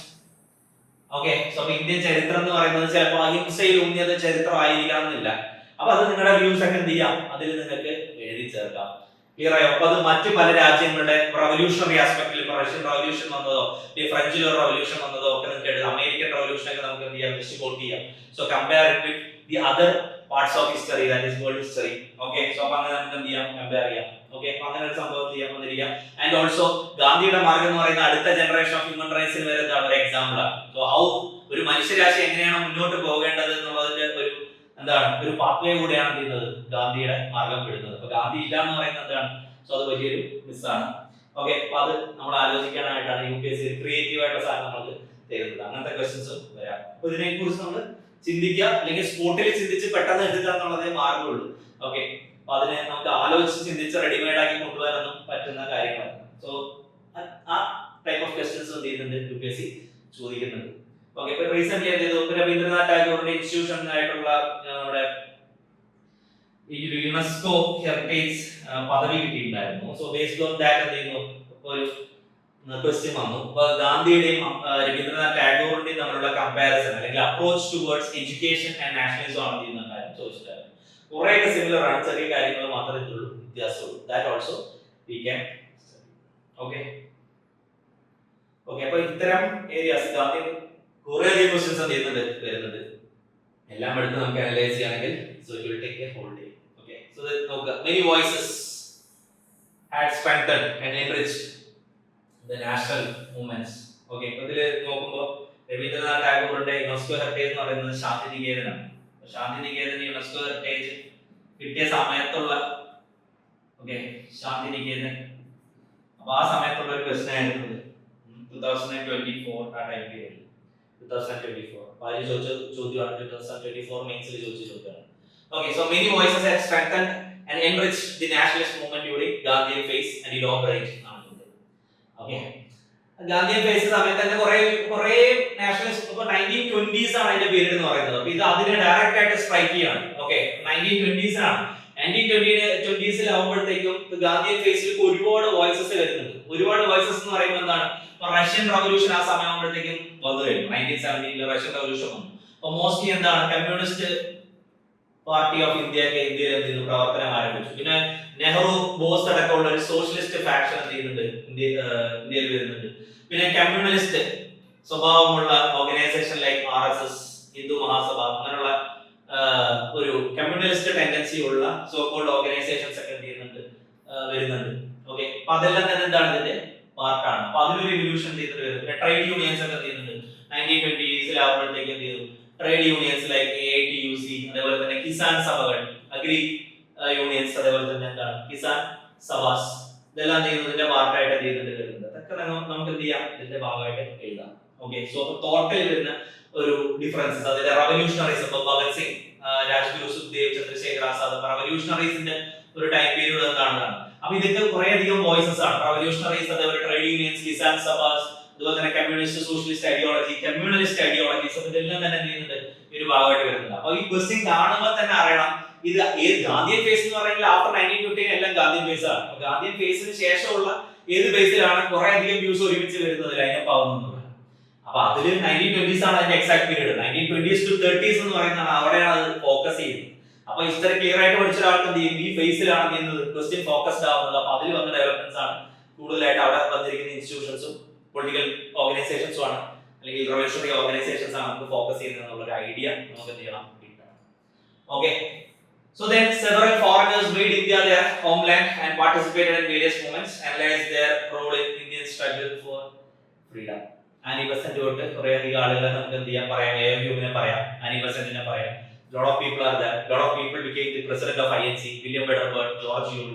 ഓക്കെ, അതുപോലെ തന്നെ കുറെ അധികം ആളുകൾ എന്ത് ചെയ്യുന്നുണ്ട്, ഇന്ത്യയുടെ ഒരു കോസിന് വേണ്ടിയിട്ട് എന്ത് ചെയ്തിട്ടുണ്ടെന്നുണ്ട്. We can also quote എന്താണ് viceroys like Ripon. So he removed the Vernacular Press Act and introduced the Ripert Bill. So he made a lot of effort to equalize the Indian judges with the European judges. So such kind of things also you can write. And then okay, Orientalism inspired ആയിട്ടുള്ള കുറെ ആളുകളുണ്ട്. So they participated, in Indian reforms. So അതൊക്കെ നമുക്ക് എന്ത് ചെയ്യാം, എഴുതാം. And also discuss the role of women in freedom struggle, especially during Gandhian phase. അപ്പോൾ ഒരു വെരി ക്വസ്റ്റ്യൻ ആണ്. ഗാന്ധിയൻ ഫേസിലെ വിമന്റെ കോൺട്രിബ്യൂഷൻ ആണ്. അപ്പോൾ ഇതിൽ പറഞ്ഞ 3 മാസ് മൂവ്മെന്റ്സിലുള്ള വിമൻ കോൺട്രിബ്യൂഷൻ ആണ് എഴുതുന്നത്. Non corporation movement, civil disobedience movement, അതേപോലെ തന്നെ ക്വിറ്റ് ഇന്ത്യ മൂവ്മെന്റ്. നിങ്ങൾ എന്ത് ചെയ്താൽ മതി, ഒന്ന് ആ രീതിക്ക് ഫ്രെയിം ചെയ്തിട്ട് എഴുതിയാൽ മതി. സോ ഈ 3 മൂവ്മെന്റിന്റെയും ലീഡർ എന്ന് പറയുന്നത് ഗാന്ധിയാണ്. ഗാന്ധിയിലെ മാസ് മൂവ്മെന്റ്സ് ആണ്. അപ്പൊ അതിൽ എന്താണ് ഇവരുടെ കോൺട്രിബ്യൂഷൻ, വിമന്റെ കോൺട്രിബ്യൂഷൻ എന്താണെന്ന് ഡയറക്റ്റ് ചെയ്ത് വിട്ടാൽ മതി. Okay, so then what are the events that led to the Quit India movement? Direct question, recent question ആണ്. Recent means ചോദിച്ചാണ് direct question. What are the events that led to Quit India movement? So major event എന്താണ്, failure of Cripps mission ആണ്, August offer ആണ്, and എന്താണ് the demand of complete independence was neglected initially. Okay, we asked for dominion status in 1930s period. 1928 Nehru report നമ്മൾ ചോദിച്ചു, നമുക്ക് കിട്ടിയില്ല. 1940 world war 19ലാണ് നമ്മളോട് പറയുന്നത് നമുക്ക് ഡൊമിനിയൻ സ്റ്റാറ്റസ് തരാം, കംപ്ലീറ്റ് ഇൻഡിപെൻഡൻസ് വെച്ചു. അത് വേണ്ടാന്ന് പറയുമ്പോൾ so failure of Cripps mission was a very big failure. Failure of Cripps mission ഒരു റീസൺ ആണ്. ക്വിറ്റ് ഇന്ത്യ മൂവ്മെന്റ് എന്ത് ചെയ്യുന്നു, ആരംഭിക്കുന്നതിന്റെ കോസസും ഇവന്റ്സും എന്തൊക്കെയാണ്, അതിന്റെ ഭാഗമായിട്ട് നടന്ന ഇവന്റ്സും കോസസും അതിന്റെ ഇമ്പാക്ട്സും ഒക്കെ റിസൾട്ട്സും ആണ് ചെയ്യുന്നത് ചോദിക്കുന്നത്. അപ്പൊ തന്നെയാണ് നേരത്തെ ഞാൻ പറഞ്ഞ കോസസ്, ഇവന്റ്സ്, ഇമ്പാക്ട്സ്, ഈ ഒരു രീതിക്കാണ് ചെയ്യുന്നത് ഡയറക്റ്റ് വരുന്ന ചോദ്യങ്ങൾക്ക് പോലും. ഓക്കെ, സോ ഇതെല്ലാം വളരെ വളരെ ഇമ്പോർട്ടന്റ് ആണ്. ഇനി പൊട്ടൻഷ്യൽ ഏരിയ എന്ന് പറയുന്നത് നാഷണൽ മൂവ്മെന്റ്സ് ആണ്. അപ്പൊ ഇതിൽ കൊടുത്തിരിക്കുന്ന എല്ലാ സാധനങ്ങളും പൊട്ടൻഷ്യൽ ഏരിയ ആയിട്ട് എന്ത് ചെയ്യാം, നമുക്ക് പ്രഖ്യാപിക്കാം. ഓക്കെ, കോൺഗ്രസിന്റെ emergence, Swadeshi movement, home rule movement, non cooperation, Khilafat, civil disobedience movement, provincial ministries in 1937 to 1939, world war 2 വരെ കോൺഗ്രസിന്റെ കുറച്ച് മിനിസ്ട്രീസ് ഉണ്ടായിരുന്നു ഇന്ത്യയിൽ. Okay, so quit India movement, post war upsurges like Indian National Army trials, campaigns, okay, so Royal Indian Naval Mutiny, so such kind of things in 1946 also we can write 1945-46 period. Okay, so voices of nations like trade union, capitalist class, business class, women, minorities, peasants, middle class, foreigners, everything you can write. Okay, so ഇതെല്ലാം ഈ questions ആയിട്ട് വന്നു കഴിഞ്ഞാൽ നിങ്ങൾക്ക് എഴുതാം. High potential areas ആണ്. Nationalism and ideology, personality is involved, and partition is a theme. So you can refer to the NCERT Themes in History, Volume 3, that is Part 3. Okay, so the chapter completely partition ആണ് കൊടുത്തിരിക്കുന്നത്. That is much more sufficient for your answers. Okay, so then okay, Quit India, എല്ലാ തീംസും Simon protest, ടൂർണ Swaraj protest എല്ലാം ചെയ്യുന്നതിന്റെ ഭാഗമായിട്ട് വരുന്നു. അതെല്ലാം ഞാൻ ചോദിക്കാം. അപ്പോൾ ചോദിക്കുന്ന ഡൈമെൻഷൻസ് എന്ന് പറയുന്നത് എന്താണ്? ഐഡിയോളജി ബേസ്ഡ് ആയിട്ടുള്ള പേഴ്സണാലിറ്റീസിനെ വെച്ചിട്ട് കമ്പയർ ചെയ്തിട്ടുള്ള ചോദ്യങ്ങൾ എന്ത് ചെയ്യും ചോദിക്കും. Okay, so they are asking about the ideology. ഇപ്പോൾ മോഡറേറ്റ്സിന്റെ ഐഡിയോളജി, എക്സ്ട്രീമിസ്റ്റിന്റെ ഐഡിയോളജി ആയിട്ട് എപ്പോഴും കമ്പയർ ചെയ്യാറുണ്ട്. ഓക്കെ, ഇപ്പൊ കോൺസ്റ്റിറ്റ്യൂഷണൽ എഡ്യൂക്കേഷൻ ആണ് അവരുടെ മെത്തേഡ്, എക്സ്ട്രീമിസ്റ്റുകളുടെ അതല്ല. ഓക്കെ, പൊതുവെ അതിന്റെ സോഷ്യൽ ബേസ് എന്താണ്? അർബൻ ഇന്റലിജൻസിയാണ്. ഓക്കെ, അപ്പൊ എന്താണ് അവർക്ക് ഒരു സോഷ്യൽ ബേസ് ഉണ്ടാക്കി എടുക്കാനുള്ള ഒരു ഫെയിലിയർ ഉണ്ടായിപ്പോയി. അതുകൊണ്ടാണ് പിന്നീട് അവർക്ക് അത് അവരുടെ പ്രവർത്തനങ്ങൾ ഫെയ്ഡ് ഔട്ട് ആയി പോയത് later. That is also A result. And then Subhash Chandrabose എന്ന് പറയുന്നത് എന്താണ്? കൊളോണിയൽ അപ്രോച്ചിനെ പുള്ളി മാറ്റിയിട്ട് പുള്ളി ഗാന്ധി സുഭാഷ് ചന്ദ്രബോസ് തമ്മിലുള്ള മേജർ ഡിഫറൻസ് എന്ന് പറയുന്നത് പുള്ളി Subhash Chandrabose went four A militant action rather than ahimsa based movements. അതാണ് ഗാന്ധിയും പുള്ളിയും തമ്മിലുള്ള മേജർ ആയിട്ടുള്ള വ്യത്യാസം. He was A socialist and also എന്താണ് വർക്കിംഗ് ക്ലാസ്സും യൂത്തും അതേപോലെ തന്നെ അങ്ങനെയുള്ള കാറ്റഗറി എന്താണ് ഫയർ ബ്രാൻഡുകളുടെ കൂടെയാണ് ചെയ്യുന്നത് പുള്ളി പ്രവർത്തിച്ച് സ്വാതന്ത്ര്യം നേടിയെടുക്കാനായിട്ട് ശ്രമിക്കുന്നത്. ഓക്കെ, സോ ഇമ്മീഡിയറ്റ് ആയിട്ടുള്ള ഇൻഡിപെൻഡൻസ് അല്ലെങ്കിൽ അബ്സല്യൂട്ട് ഇൻഡിപെൻഡൻസ് ആണ് പുള്ളി ടാർഗറ്റ് ചെയ്തത്, but it got fail. Okay, so due to several reasons and also global factors കൊണ്ട് ഫെയിൽ ആയി പോവാണ് ചെയ്തത്. And Mahatma Gandhi rooted in single idea, that is non-violence and satyagraha, and also he believed in masses, common masses like peasantry, women masses. So സാധാരണക്കാരെ കൂടെ national മൂവ്മെന്റ്സിലേക്കും പൊളിറ്റിക്സിലേക്ക് ഇറക്കി against the British ഒരു display കാണിക്കാൻ പറ്റുന്നത് prove ചെയ്തു. And also it worked in Indian കണ്ടക്സ്റ്റിൽ എന്ത് ചെയ്തു? ഗാന്ധി ഒരു വലിയ സക്സസ് ആണ് ഇൻ ദാറ്റ് സെൻസ്. ഓക്കെ, ഇപ്പൊ ക്വിറ്റ് ഇന്ത്യ മൂവ്മെന്റോടുകൂടി ഏകദേശം ബ്രിട്ടീഷുകാർക്ക് മനസ്സിലാവുന്നത് continuing in India is not possible in future. Okay, ഈ ഒരു സ്ഥിതിക്ക് വേൾഡ് വാർ കൂടെ കഴിഞ്ഞ ഇത്രയും എക്കണോമിക് കൺസ്ട്രെയിൻസ് ഉള്ള ഒരു സ്ഥിതി. അതേപോലെ ഗാന്ധി അംബേദ്കർ കോൺഫ്ലിക്റ്റ് വരുന്ന പ്രത്യേകിച്ച് കാസ്റ്റിന്റെ ഡയമെൻഷനിലും അതിലെ വ്യൂവിലും ആണ് വരുന്നത്. Okay, Gandhi was against the parliamentary system because power അങ്ങനെ കൂട്ടുന്ന ഒരു സിസ്റ്റം ആണെന്നൊക്കെയാണ് ഗാന്ധിയുടെ വ്യൂ എന്ന് പറയുന്നത്. Ambedkar supported parliamentary system because എന്താണ് ഡൈവേഴ്സ് പോപ്പുലേഷൻ ഏറ്റവും നല്ല രീതിയിൽ റെപ്രസെന്റേഷൻ എൻഷുർ ചെയ്യുന്നത് പാർലമെന്ററി സിസ്റ്റം ആണ്. സോ അത്ര കുറെ ഡിഫറൻസസ് ഒക്കെ ചെയ്യുന്നുണ്ട് ഉണ്ട്. Okay, so Dalits and marginalised സെക്ഷനോടുള്ള കുറെ അപ്രോച്ചിൽ വരുന്ന ഡിഫറൻസസ് ഒക്കെ ചെയ്യുന്ന ഒപ്പീനിയൻ ഡിഫറൻസസ് ആണ്. അതൊക്കെ നമ്മൾ എന്ത് ചെയ്യണം? അതൊക്കെ NCERTസിലുണ്ട്, നിങ്ങൾക്ക് റെഫർ ചെയ്യാം. It's very easy. And also standard book ഉണ്ട്, സ്പെക്ട്രോ അല്ലെങ്കിൽ വിഭജനത്തിലേക്ക് വായിക്കുമ്പോൾ തന്നെ ഇതിലുള്ള ബേസിക് കണ്ടന്റ്സ് കിട്ടും. And more than that our handouts are very reliable. Okay, so അത്രയേ ഉള്ളൂ. ദെൻ അപ്പൊ ഈ ഒരു area that means starting from August ഓഫർ ഇതിന്ന് കുറെ അധികം ചോദ്യങ്ങൾ വരുന്നതായിട്ട് കാണുന്നുണ്ട്. 1940 to 47 ഇതൊരു ഡെഡ് ലോക്ക് പീരീഡ് കൂടെയാണ്. പിന്നെ പാകിസ്ഥാന്റെ ഡിമാൻഡ് എന്ത് ചെയ്യുന്നു കൂടുതലായിട്ട് വരുന്ന ഒരു ടൈം പീരീഡ് ആണ്. സോ ദേ ക്യാൻ ആസ്ക് ഒരു ഹൈ പൊട്ടൻഷ്യൽ ഏരിയ ആണ്, ഹൈ ആയിട്ട് ഫോക്കസ് വരുന്ന ഏരിയ ആണ്. അപ്പോൾ പ്രിലിംസിലാണെങ്കിൽ മെയിൻസിലാണെങ്കിൽ they can ask questions from these areas. Okay, so അതൊക്കെ നിങ്ങൾ എന്ത് ചെയ്യണം? പ്രത്യേകിച്ച് ക്യാബിനറ്റ് മിഷൻ, ക്രിപ്സ് പ്രപ്പോസൽ ഇതൊക്കെ എന്ത് ചെയ്യാം? ചോദ്യങ്ങളായിട്ട് എന്ത് ചെയ്യാം? വരാം. ഓക്കെ, സോ ഒരു തവണ വേണമെങ്കിൽ ഒരു ചോദ്യം വരാവുന്നതാണ്. Last nail in the coffin of British colonial aspiration was quit India movement എന്ന് ചെയ്യാം ചോദിക്കാം. Okay, so that was quoted by Jawaharlal Nehru because quit India movement എന്ന് പറയുന്ന final nail in the coffin of British rule in India. അപ്പൊ അങ്ങനെയൊക്കെ എന്ത് ചെയ്യാം? ചോദ്യങ്ങൾ വരാം. ഓക്കെ, സോ ഇത്രയും ചോദ്യങ്ങൾ ഒരു ഈ ഏരിയ മാത്രം കുറെ അധികം കൺവേർഷൻസ് വന്നിട്ടുണ്ട്. Okay, so major political, economic, social developments in the world which motivated the anti-colonial struggle in India. എന്തൊക്കെയാണ് ലോകമെമ്പാടും നടന്ന എന്തൊക്കെ മാറ്റങ്ങളാണ് ഇന്ത്യയിലെ ആന്റി കൊളോണിയൽ മൂവ്മെന്റ്സിന് കാരണമായതെന്നുള്ളതാണ്. You can quote everything like as we discussed. എന്താണ് കുറെ അധികം ചെയ്യാം, നമുക്ക് കോട്ട് ചെയ്യാം. ലൈക്ക് എന്താണ് ഇപ്പൊ നമ്മുടെ നോക്കുകയാണെങ്കിൽ എന്താണ് revolutions, major revolutions like French, American എല്ലാം നമുക്ക് എന്ത് ചെയ്യാം? റഷ്യൻ ഒക്കെ കോട്ട് ചെയ്യാം. Okay, so then highlights the importance of new objectives that got added to the mission of Indian independence since 20s of last century. Okay, so but കഴിഞ്ഞ നൂറ്റാണ്ടിനെ അപേക്ഷിച്ച് കൂടുതലായിട്ട് objectives added ആയി എന്നുള്ളതാണ്. ഓക്കെ, സോ അതിന് linguistic, provincial linguistic linguistic provinces ഉണ്ടാക്കി എടുക്കുന്നുള്ളത് തൊട്ട് കുറെ അധികം സാധനങ്ങൾ എന്ത് ചെയ്തിട്ടുണ്ട് ഇതിന്റെ ഭാഗമായിട്ട് വരുന്നുണ്ട്. അപ്പൊ അതൊക്കെ എന്ത് ചെയ്യാം, നമുക്ക് കോട്ട് ചെയ്യാം. സോ ഡിക്കേഡ് ഓഫ് 1920s എന്ത് ചെയ്യുന്നു കേട്ടോ, 1920s കുറെ അധികം എന്ത് ചെയ്യുന്നു ഐഡിയോളജിക്കൽ സ്ട്രാൻഡ്സ് വന്നിട്ടുണ്ട് എന്നുള്ളതാണ് പറയുന്നത്. Okay, expand the social base. Okay, ഈ ഒരു ഡിക്കേഡ് എന്ന് പറയുന്നത് 1920s. അപ്പോൾ ഓൾറെഡി അതൊരു ക്വസ്റ്റൻ ആയിട്ട് വന്നു, വീണ്ടും ഒരു 15 മാർക്കർ ആയിട്ട് വന്നിട്ടുണ്ട്. അത് മറ്റേത് ഇൻഡയറക്റ്റ് ആയിട്ട് ചോദിച്ചു, ഇപ്പോൾ ഡയറക്റ്റ് ആയിട്ട് എന്ത് ചെയ്യുന്നു 1920s ഫേസ് ആണ് ചെയ്യുന്നത് ചോദിച്ചിരിക്കുന്നു, കുറെ ഐഡിയാസ് വരുന്നു. So why did the moderates fail to carry convention with the nation upon their proclaimed ideology? Moderates in the ideology fail ചെയ്തതിന്റെ റീസൺസും കാര്യങ്ങളൊക്കെയാണ് ചോദിക്കുന്നത്. And also and then political goals by the end of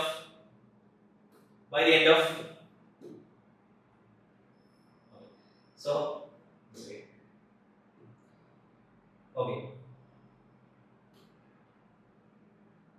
അപ്പോൾ by the end of 19th century ഇപ്പൊ എന്തൊക്കെയാണ് ചെയ്യുന്നത്, അതിൽ വരുന്ന ഫെയിലിയറിനുള്ള റീസൺസും കാര്യങ്ങളൊക്കെ എന്തെങ്കിലും ചോദിച്ചിട്ടുണ്ട്, ഞാൻ ഇവിടെ കാണുന്നു. Political goals by the end of 19th century.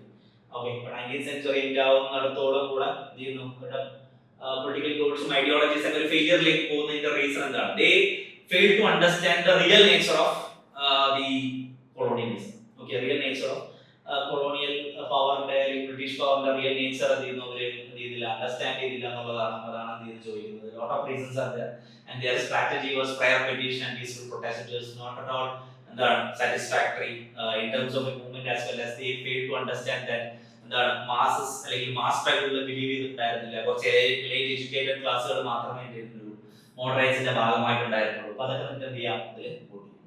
Okay, so to what extent did the role of moderates prepare a base for the wider freedom movement? So adana ek advantage moderates inde. Moderates prepared the masses. Okay, they tried to educate the masses politically. അപ്പോൾ രാഷ്ട്രീയ വിദ്യാഭ്യാസ ആളുകളിലേക്ക് എത്തിക്കാൻ, യഥാർത്ഥ ഏത് സംവിധാനത്തിന്റെ കീഴിലാണ് ഈ നാടുകൾ ഭരിക്കപ്പെടുന്നതെന്നും അപ്പൊ അതിനെതിരെ സ്ട്രഗിൾ ചെയ്യേണ്ടതിന്റെ ഒരു ഇമ്പോർട്ടൻസും അല്ലെങ്കിൽ ആളുകളെ അതിനനുസരിച്ച് സെറ്റ് ചെയ്ത് ഒരു ഗാന്ധിയൻ ഫേസിനെ ആളുകളെ പ്രിപ്പയർ ചെയ്യാനായിട്ട് അല്ലെങ്കിൽ ചെയ്യുന്നു. So moderates struggle basically prepared the ground for further Gandhian movements which is coming from 1930s era. Okay, so sorry, 1950. Okay, so adha diya namukku edutha clear. Appo why did the Indian naval mutiny, so adile the last nail in the coffin of British colonial aspirations ennu parayunnundu. Naval mutiny is not at all a very big അല്ലെങ്കിൽ വലിയൊരു mutiny അല്ലെങ്കിൽ എന്താണ് വലിയൊരു social ബേസുള്ള mutiny ഒന്നുമല്ല. അപ്പൊ നേവിയിലുള്ള കുറച്ച് ആളുകളാണ് ചെയ്യുന്നത് റേസിസത്തിന്റെയും അതേപോലെ തന്നെ എന്ത് ചെയ്യുന്നത്, അവർക്ക് ഫേസ് ചെയ്യേണ്ടി വരുന്ന കുറെ അധികം ഡിസ്ക്രിമിനേഷൻ ചെയ്യുന്നു.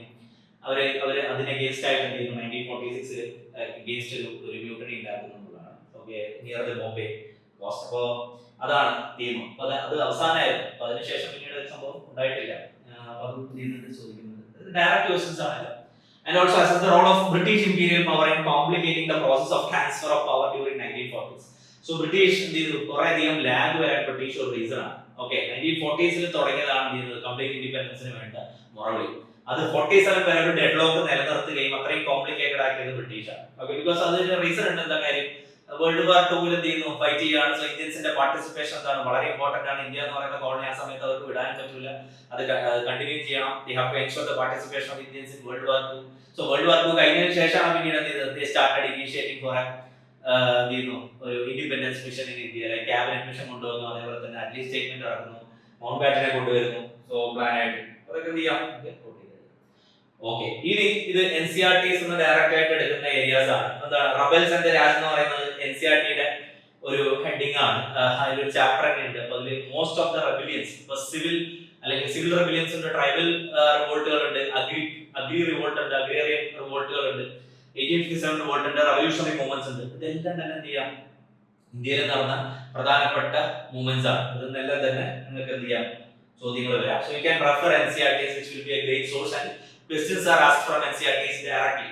Okay, so that you can here. So here you can see that in the 1857 revolt was a culmination of recurrent big and small local rebellions. Okay, so these are കുറെ റിവോൾട്ടുകളാണ് ഇതിലേക്ക് peak ആയത്.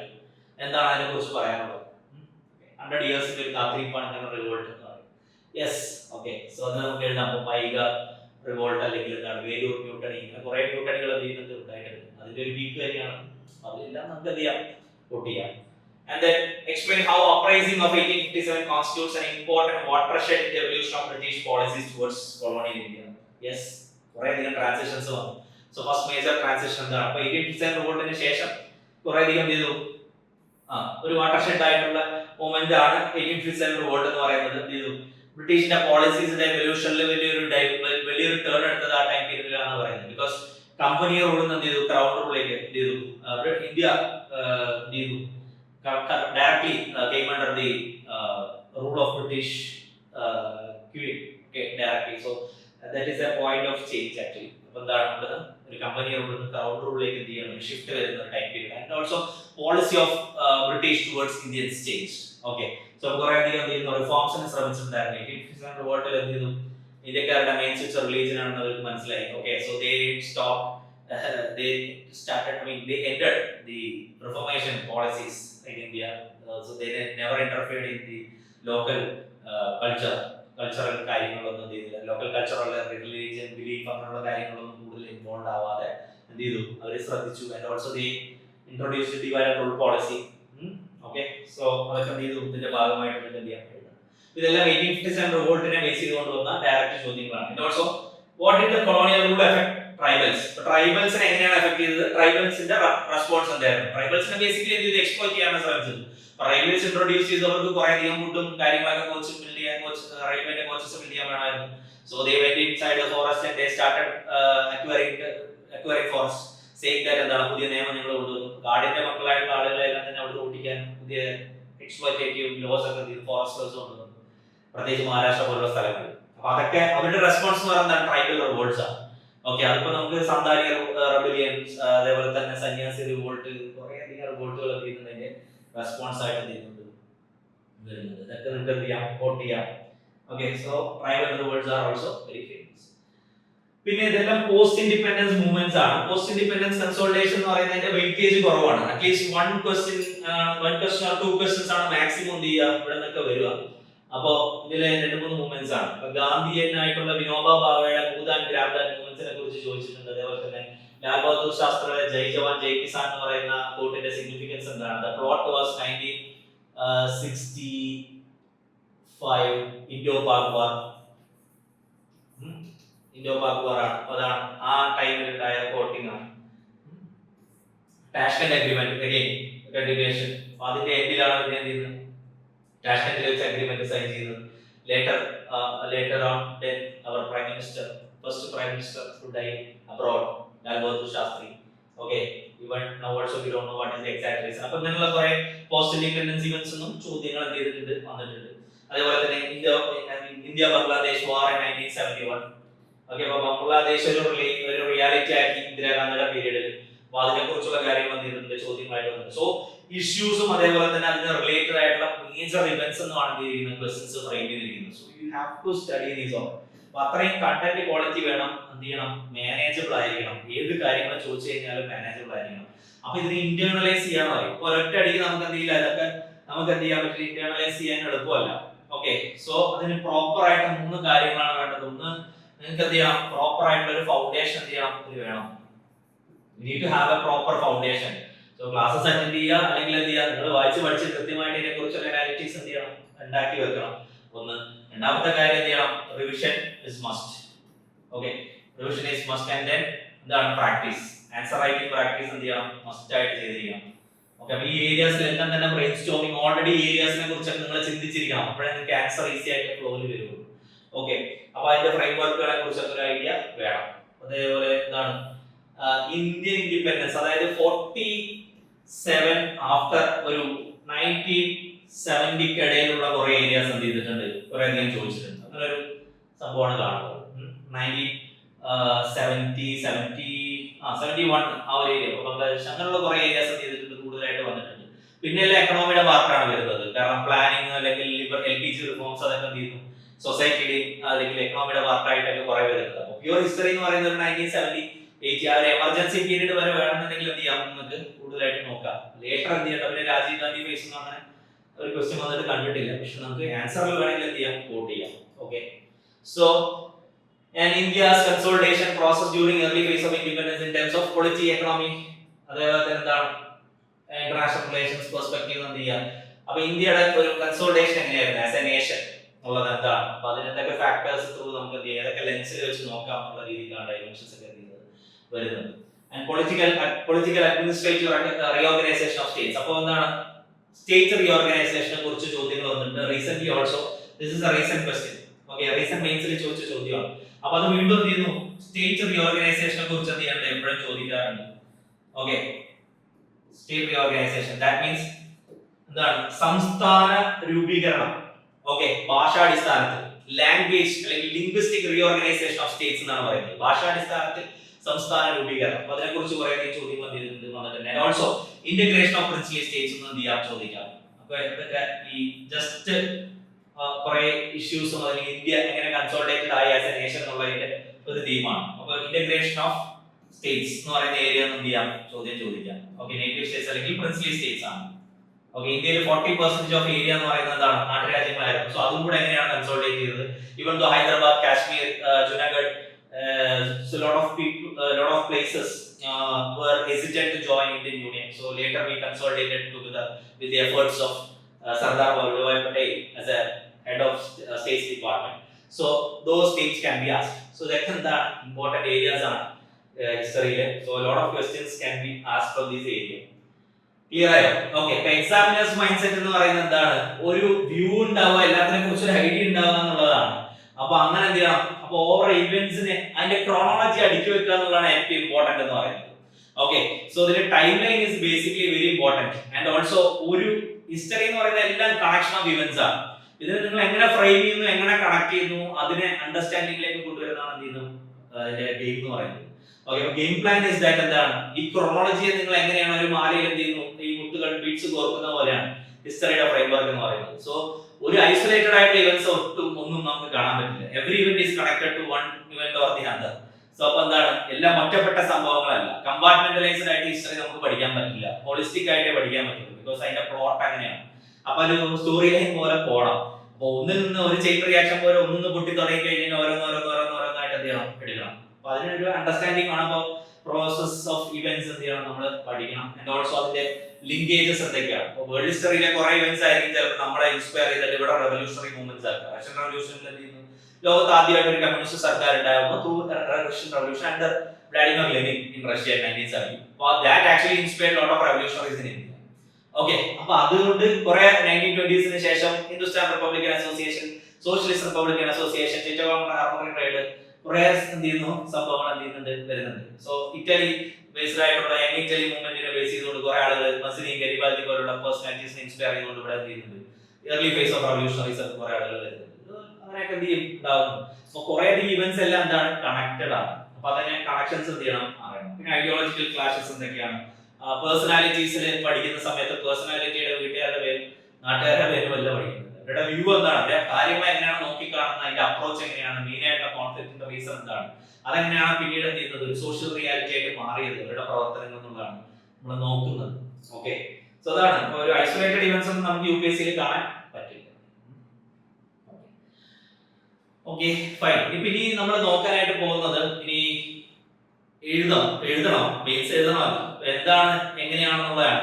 Just അതിന്റെ എല്ലാ ആൻസേഴ്സും നമ്മൾ പറയുന്ന പോലെ തന്നെ for every answer എന്ത് ചെയ്യുന്നു, അതിനൊരു ഫ്രെയിം വർക്ക് ഉണ്ട്. ഒരു ഇൻട്രോ വേണം, ഓക്കെ, ഒരു ബോഡി വേണം, ഒരു കൺക്ലൂഷൻ വേണം. അപ്പൊ ഹിസ്റ്ററിയിൽ എങ്ങനെയാണ് എന്ത് ചെയ്യുന്നത്, ഒരു ഇൻട്രോ, ബോഡി, കൺക്ലൂഷൻ നമ്മൾ ഫ്രെയിം വേണ്ടതെന്നുള്ളതാണ് എന്ത് ചെയ്യുന്നത്, നമ്മളിവിടെ നോക്കുന്നത്. സോ എങ്ങനെയാണ് മാർക്സ് അലോട്ട് ചെയ്യുന്നത് കൂടെ ജസ്റ്റ് പറയുന്നു. മാർക്സ് അലോട്ട് ചെയ്യുന്നതിന്റെ പാരാമീറ്റർ എന്ന് പറയുന്നത് contextual competence ആണ്. So how far your question is coherent with the how far your answer is in coherence with the question. ചോദിച്ച ക്വസ്റ്റ്യന്റെ ഡിമാൻഡ് ആണോ എന്ത് ചെയ്യുന്നത്, ജസ്റ്റിഫൈഡ് ആവുന്നത് ആൻസറിലൂടെ, അല്ലെങ്കിൽ സാറ്റിസ്ഫൈഡ് ആവുന്നതാണ് എന്ത് ചെയ്യുന്നത് അതിന്റെ പരിപാടി. അല്ലെങ്കിൽ എന്തെങ്കിലും ചോദിച്ചു കഴിഞ്ഞാൽ അതിനെ കുറിച്ച് എന്തെങ്കിലും എഴുതാന്നുള്ളതൊന്നും നടപടിയാവില്ല. അത് യൂണിവേഴ്സിറ്റീസോടുകൂടി തീർന്നു, പാസ്സാവാനുള്ള പരീക്ഷയുടെ പരിപാടി. UPSC അങ്ങനത്തെ ഒരു ഗെയിംസ് ഒന്നും നടക്കില്ല. കറക്റ്റ് ചെയ്യുന്ന ആളുകളും അതേ ക്വാളിറ്റിയാണ് ചെയ്യുന്നത്, നമ്മൾ ഇന്ന് എക്സ്പെക്ട് ചെയ്യുന്നത്. So we have to supply അങ്ങനെ തന്നെ. ഓക്കെ, സോ ദെൻ കണ്ടന്റിന്റെ ക്വാളിറ്റി എന്ത് ചെയ്യണം, കൃത്യമായിരിക്കണം. സോ ഒരു പേപ്പർ കാണുമ്പോൾ തന്നെ, so answer paper is the only medium to connect with the examiner. ഇപ്പോൾ നമ്മളും എക്സാമിനർ ആയിട്ടുള്ള ഒരൊറ്റ മീഡിയം എന്ന് പറയുന്നത് നമ്മളെ അറിയുന്നത് എക്സാം പേപ്പറിലൂടെയാണ്. സോ ഇൻ പേഴ്സൺ നമുക്ക് അറിയില്ല. അപ്പൊ അത് നമ്മുടെ ഉത്തരവാദിത്തമാണ്. ഏറ്റവും എളുപ്പമാക്കി കൊടുക്കുക, നല്ല കണ്ടന്റ് എന്ത് ചെയ്യുക, കൊടുക്കുക എന്നുള്ളത്. സോ ഒരു basic minimum quality of language എന്ത് ചെയ്യണം വേണം ടു മേക്ക് ഇതാണ് ക്വാളിറ്റി ഓഫ് ലാംഗ്വേജിന്റെ ഉദ്ദേശം ഭയങ്കരമായിട്ട് കടികട്ടിയായിട്ടുള്ള ഫ്ലവറി ലാംഗ്വേജ് ഉപയോഗിക്കണം എന്നല്ല. പക്ഷെ ലെജിബിൾ ആയിട്ടുള്ള അറ്റ്ലീസ്റ്റ് അണ്ടർസ്റ്റാൻഡിങ്ങോടുകൂടി സിമ്പിൾ ഇംഗ്ലീഷിലേക്ക് എന്ത് ചെയ്യണം റെപ്രസെന്റ് ചെയ്യാനായിട്ട് പറ്റണം. സോ യൂസ് ഓഫ് കീവേഡ്സ് എന്ത് ചെയ്യണം ഉണ്ടാവണം. അപ്പൊ അവര് ആ ടോപ്പിക്കിൽ നിന്ന് എക്സ്പെക്ട് ചെയ്യുന്ന രീതിക്കുള്ള കീവേഡ്സും കാര്യങ്ങളൊക്കെ എന്ത് ചെയ്യണം എഴുതണം. ഹിസ്റ്ററി ആൻസേഴ്സ് എഴുതുന്ന സമയത്ത് അതിനൊരു കീവേഡ്സ് കുറെ ഉണ്ട്, കുറെ ലാംഗ്വേജസ് ഉണ്ട്. അപ്പൊ അതിന്റെ ലാംഗ്വേജ് വേറെയാണ്. ഇപ്പൊ GS2 എഴുതുന്ന സമയത്ത് GS2 ഉപയോഗിക്കേണ്ട കീവേഡ്സും ലാംഗ്വേജും കംപ്ലീറ്റ്ലി ഡിഫറെന്റ് ആണ്. എത്തിക്സ് എഴുതുമ്പോൾ അതിന്റെ കീവേഡ്സും അതേപോലെ തന്നെ കുറെ അധികം ഫ്രേസസ് യൂസ് ചെയ്യുന്നത് കംപ്ലീറ്റ്ലി ഡിഫറെന്റ് ആണ്. So for each and every general studies there is a pattern of language okay so to use. അപ്പൊ അത് വളരെ ഇമ്പോർട്ടന്റ് ആണ്. അപ്പൊ നമ്മൾ എന്ത് ചെയ്യണം നോക്കണം. അപ്പൊ ഇൻട്രൊഡക്ഷൻ പിന്നെ structure conclusion as I said എന്താണ് ഇതാണ് സ്ട്രക്ചർ ഇൻട്രൊഡക്ഷൻ ബോഡി കൺക്ലൂഷൻ. അപ്പൊ ഇത് തമ്മിലുള്ള ഒരു കൊഹിറൻസ് ഇത് തമ്മിൽ വേണം. ഓക്കെ ആദ്യം എഴുതുന്ന ആൻസർ എന്ത് ചെയ്യണം ചോദിച്ച ചോദ്യത്തിനായിരിക്കണം. ദാറ്റ് ഈസ് കൊഹിറൻസ് എന്ന് പറയുന്നത്. ഓക്കെ സോ അത് വേണം. ആൻഡ് ഓൾസോ ഒരു ഫ്ലോ വേണം. ഇൻട്രൊഡക്ഷൻ നമ്മൾ ബോഡിയിലേക്ക് സ്വിച്ച് ചെയ്യുമ്പോൾ അതിനൊരു ഫ്ലോ വേണം, ഒരു കണ്ടിന്യൂറ്റി ഇട്ടിട്ട് വേണം എന്ത് ചെയ്യാൻ. So these were the major reasons which okay so അല്ലെങ്കിൽ these were the major reasons okay followed through എന്ന് പറഞ്ഞിട്ട് എന്ത് ചെയ്യാം നമ്മൾ ആ പോയിന്റ്സ് വെച്ച് എഴുതുമ്പോൾ അങ്ങനത്തെ കുറച്ച് സെന്റൻസ് കിട്ടും. ഇൻട്രോനെ വെച്ച് കണക്ട് ചെയ്തിട്ട് വേണം എന്ത് ചെയ്യാൻ ബോഡിയിലേക്ക് പോകാൻ. അപ്പൊ ബോഡിയിൽ നിന്ന് കൺക്ലൂഷനിലേക്ക് പോകുമ്പോൾ നമുക്ക് ഒരു കണ്ടിന്യൂറ്റി ഫീൽ ചെയ്യണം. അപ്പൊ ഒരു ആൻസർ പേപ്പറിന്റെ സ്ട്രക്ചർ എന്ന് പറയുന്നത് ബേസിക്കലി അതാണ്. Intro body conclusion question demand ചെയ്യുന്നത് എഴുതുക എന്നുള്ളതാണ് ഒന്നാമത്തെ കാര്യം. രണ്ടാമത്തെ കാര്യം ഈ മൂന്നും തമ്മിൽ ഒരു കണക്ഷൻ വേണം. അതാണ് ഫ്ലോ സ്റ്റേറ്റ് എന്ന് പറയുന്നത്. ദാറ്റ് മീൻസ് എന്താണ് ഇൻട്രൊഡക്ഷനിലൂടെ ഒഴുകി ബോഡിയിലേക്ക് എത്തണം, അതിന്റെ ഒരു ഒഴുക്ക് കൺക്ലൂഷനിലേക്ക് വന്ന് എൻഡ് ചെയ്യണം. സോ അതൊരു ഫ്ലോ ആണ്. അപ്പൊ ഫ്ലോ പേപ്പറിൽ കിട്ടിക്കഴിഞ്ഞാലാണ് സ്ട്രക്ചർ ഓക്കെ ആണെന്ന് എന്ത് ചെയ്യുന്നത് പറയുന്നത്. And you have to bring lot of dimensions in body part also that you can score much more better especially in history. Okay so history over dimensions കൊണ്ടുവരാൻ ഇപ്പോൾ സൊസൈറ്റിയോ ബാക്കിയുള്ള പേപ്പറോ പോലെ ഒരു സ്കോപ്പ് ഉണ്ടോ എന്ന് എനിക്ക് തോന്നിയില്ല. പക്ഷെ എന്നാലും ചില ക്വസ്റ്റ്യൻസിനൊക്കെ അങ്ങനെ ഒരു സ്കോപ്പ് ഉണ്ട്. ഓക്കെ ഹിസ്റ്ററിയിൽ കണ്ടന്റ് തന്നെയാണ് ഗീഗ് എന്ന് പറയുന്നത്. സോ എത്രത്തോളം എഫക്റ്റീവ് ആയിട്ട് ഡെലിവർ ചെയ്യുന്നു, പ്രസന്റേഷൻ എത്ര നീറ്റ് ആണോ അതാണ് കളി. Clear. So introduction intro of the answer. Intro of the answer എന്ന് പറയുന്നത് എന്തായിരിക്കണം വലിച്ചു വാരി എഴുതി നീട്ടരുത്. ഓക്കെ സോ ഡെഫിനറ്റ്ലി എന്ത് ചെയ്യണം സിമ്പിൾ ആയിരിക്കണം, ഷോർട്ട് ആയിരിക്കണം, ക്ലിയർ ആയിരിക്കണം, ടു ദ പോയിന്റ് ആയിരിക്കണം. ഓക്കെ ഇപ്പൊ 100 വേർഡ്സ് ആണ് ഡിമാൻഡ് ചെയ്യുന്നുണ്ടെങ്കിൽ ഒരു 4-5 ലൈൻ ഇൻട്രോ എഴുതി വെച്ച് കഴിഞ്ഞാൽ തന്നെ നമ്മുടെ സ്പേസ് പോയി. പിന്നെ നമുക്ക് ക്വസ്റ്റ്യന്റെ ഡിമാൻഡിനുള്ള കണ്ടന്റ് ഇടാനുള്ള സ്ഥലവും ഉണ്ടാവില്ല. ഒരു സ്പേഷ്യൽ ഇന്റലിജൻസ് എന്ന് പറയുന്നത് ഇമ്പോർട്ടന്റ് ആണ്. അത് over a period of time പ്രാക്ടീസിലൂടെ എന്ത് ചെയ്യും ഉണ്ടാവും. അപ്പോ ഒരു 100 വേർഡ്സിന്റെ ക്വസ്റ്റ്യൻ അല്ലെങ്കിൽ 100 വേർഡ്സ് ഡിമാൻഡ് ചെയ്യണമെങ്കിൽ എന്ത് ചെയ്യണം ഒരു 2 സൈഡ് എഴുതണമെന്നുണ്ടെങ്കിൽ ആ 2 സൈഡ് എന്ത് ചെയ്യണം എങ്ങനെ ഫ്രെയിം ചെയ്യണം എന്നുള്ള ഓൾറെഡി മൈൻഡിൽ വേണം. അപ്പോ വലിയ ഇൻട്രൊഡക്ഷൻ എഴുതി കഴിഞ്ഞാൽ പറ്റില്ല. എന്താണോ ടോപ്പിക് ഐഡന്റിഫൈ ചെയ്യുക. 1857 റിവോൾട്ട് ആണ് നിങ്ങളോട് ചോദിക്കണമെന്നുണ്ടെങ്കിൽ ആ 1857 റിവോൾട്ടിനെ ഡിഫൈൻ ചെയ്യുന്ന അല്ലെങ്കിൽ അതിനെ കോട്ട് ചെയ്യുന്ന എന്തെങ്കിലും ഒരു കാര്യം എഴുതിയിട്ട് എന്ത് ചെയ്യുക ഇൻട്രൊഡക്ഷൻ വിടുക ക്വസ്റ്റ്യന് അനുസരിച്ച്. ഓക്കെ അപ്പൊ അത് സിമ്പിൾ ആക്കുക, ഷോർട്ട് ആക്കുക, വലിച്ചു വാരി കൊണ്ടുപോകരുത്.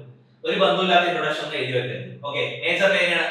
അപ്പൊ കോർ ആയിട്ടുള്ള ക്വസ്റ്റ്യൻ ഡിമാൻഡ് ചെയ്യുന്ന കോർ ഏരിയ ഏതാണോ അതിനെ ഹിറ്റ് ചെയ്യുക. 1857 ആണെങ്കിൽ അത്, സോഷ്യൽ റിലീജിയസ് റിഫോം മൂവ്മെന്റ്സ് ആണെങ്കിൽ അതിനെ ഹിറ്റ് ചെയ്യുക. ഓക്കെ അല്ലെങ്കിൽ എന്താണ് contribution of human in quit India movement ആണെങ്കിൽ ക്വിറ്റ് ഇന്ത്യ മൂവ്മെന്റിനെ എന്ത് ചെയ്യുക അതിനും ഹ്യൂമനെയും തമ്മിൽ കണക്ട് ചെയ്തിട്ട് ഒരു ചെറിയ ഇൻട്രോട്ട് കൊടുത്തിട്ട് ജസ്റ്റ് കണ്ടിന്യൂ ചെയ്ത് പോവുക. സ്റ്റാർട്ട് ചെയ്യുക, പെട്ടെന്ന് സ്റ്റാർട്ട് ചെയ്ത് പോകുന്ന രീതിക്ക്.